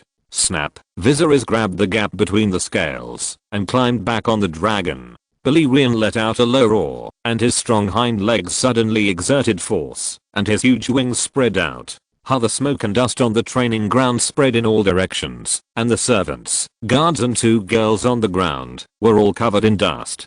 Then the dragon took off into the air and flew away under the scorching sun above. In the distance, the cry of a baby spread throughout the entire Winterfell. The old nana's hands were stained with blood, holding a newborn baby. A red-haired pale-faced woman was lying on the bed, her chest heaving and breathing heavily, and there was a thin layer of cold sweat on her forehead. Congratulations, sir, it's a boy. Then the old nanny wiped the blood off her hands, opened the door, and told the people waiting outside. Standing outside the door was a man who looked about 30 years old. He had long dark brown hair, a pair of grey eyes, and a serious expression on his face. If someone didn't know him well, he would probably mistake it for disdain and indifference to others. When he heard the old nana's words, the expression on his face relaxed. Great. There were two boys and a girl beside the man outside the door, and they all breathed a sigh of relief. One of the boys with reddish brown hair waved his fist in the air heavily, looking very excited, and then raised his head to look at his father. It seems that I will have a younger brother. Father, I said that mother would be fine. The other boy with dark hair and some slight curls looked a little sad when he heard his words. But the boy was introverted, so he just pursed his lips and didn't say much. Yeah. Eddard Stark nodded slightly, but he noticed the expression on his youngest son's face.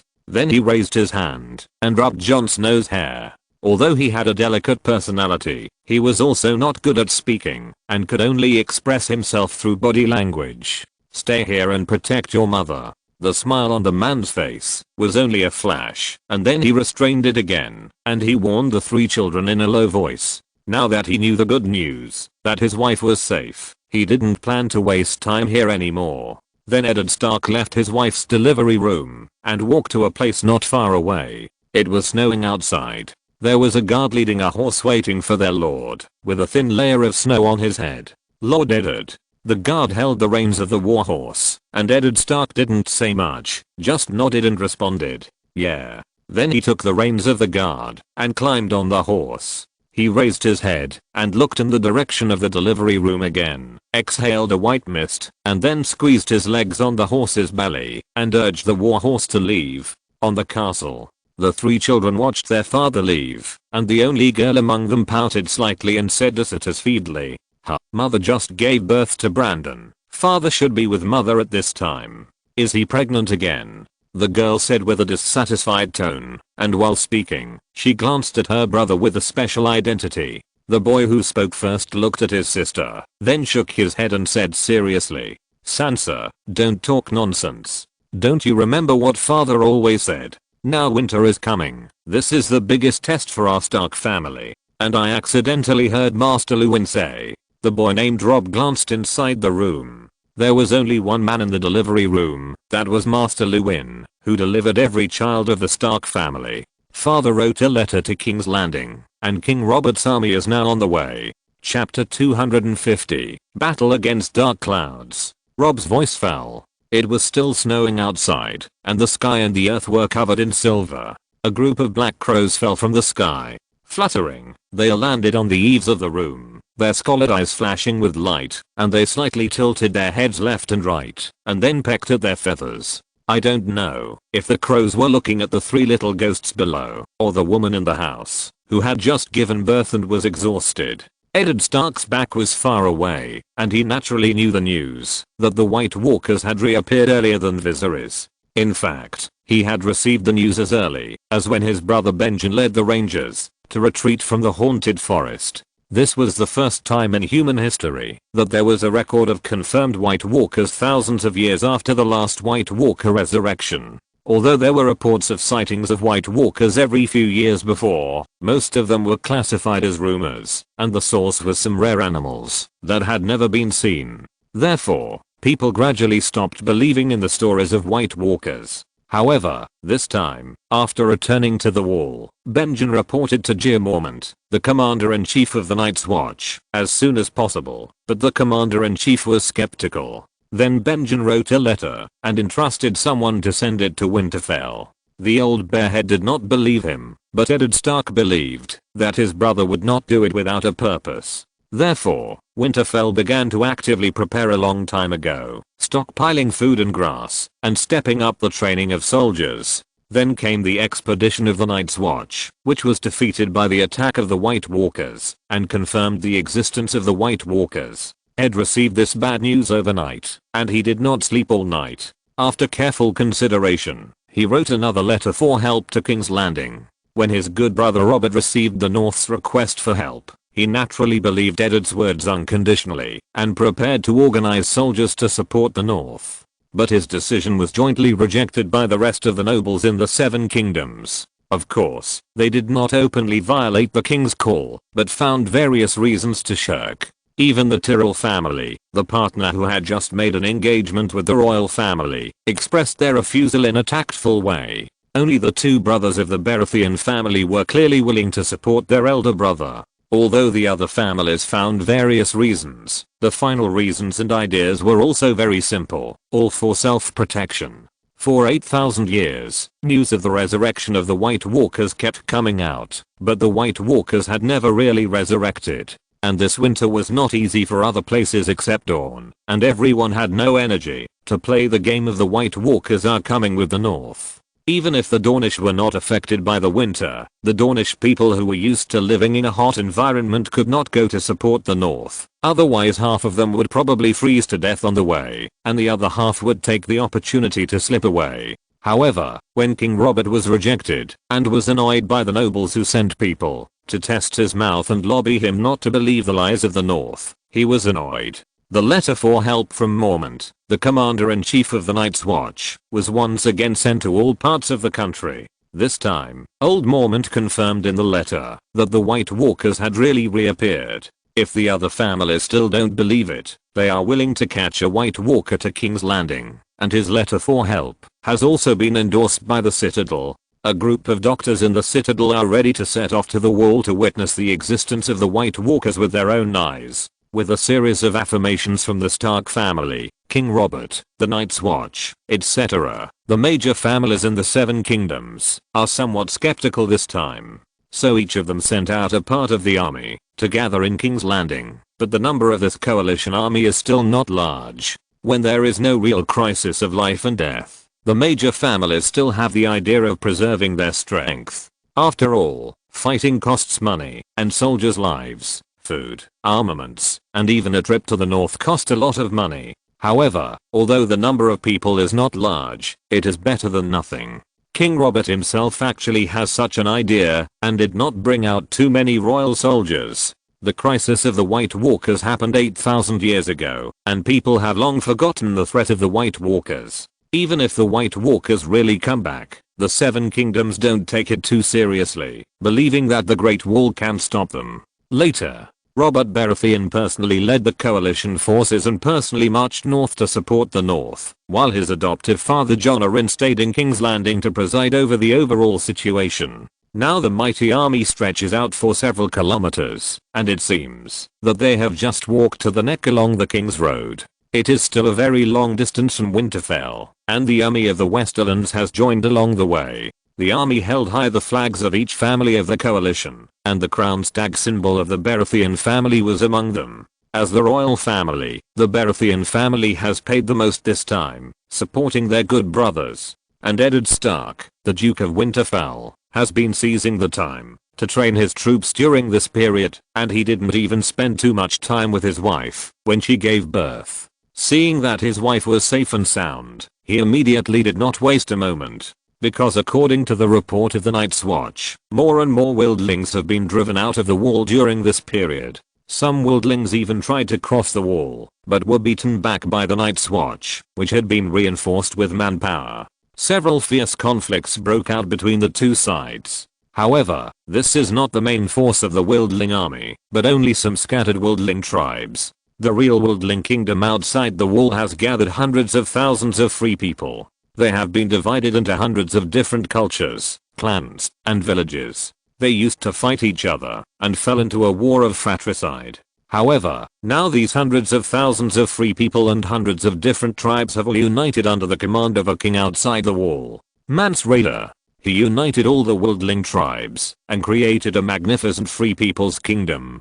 The wildlings discovered the traces of the White Walkers earlier than the Night's Watch hiding behind the wall, so they were driven towards the direction of the wall. The real large army of hundreds of thousands of wildlings from the Free People's Kingdom are on their way. The Night's Watch was under great pressure on the front line, and the shadow of the war was almost imminent. Therefore, Eddard Stark had to order the conscription. Now there are two northern armies stationed on the wall, which has greatly supplemented the seriously insufficient personnel of the Night's Watch. In an instant, soldiers could be seen everywhere on the 700 feet high and 300 miles long wall. Although this was still not enough to stop small groups of wildlings from secretly climbing over, more people fell to their deaths than were killed by the Night's Watch. But it could prevent the large-scale attack of the wildlings in the future.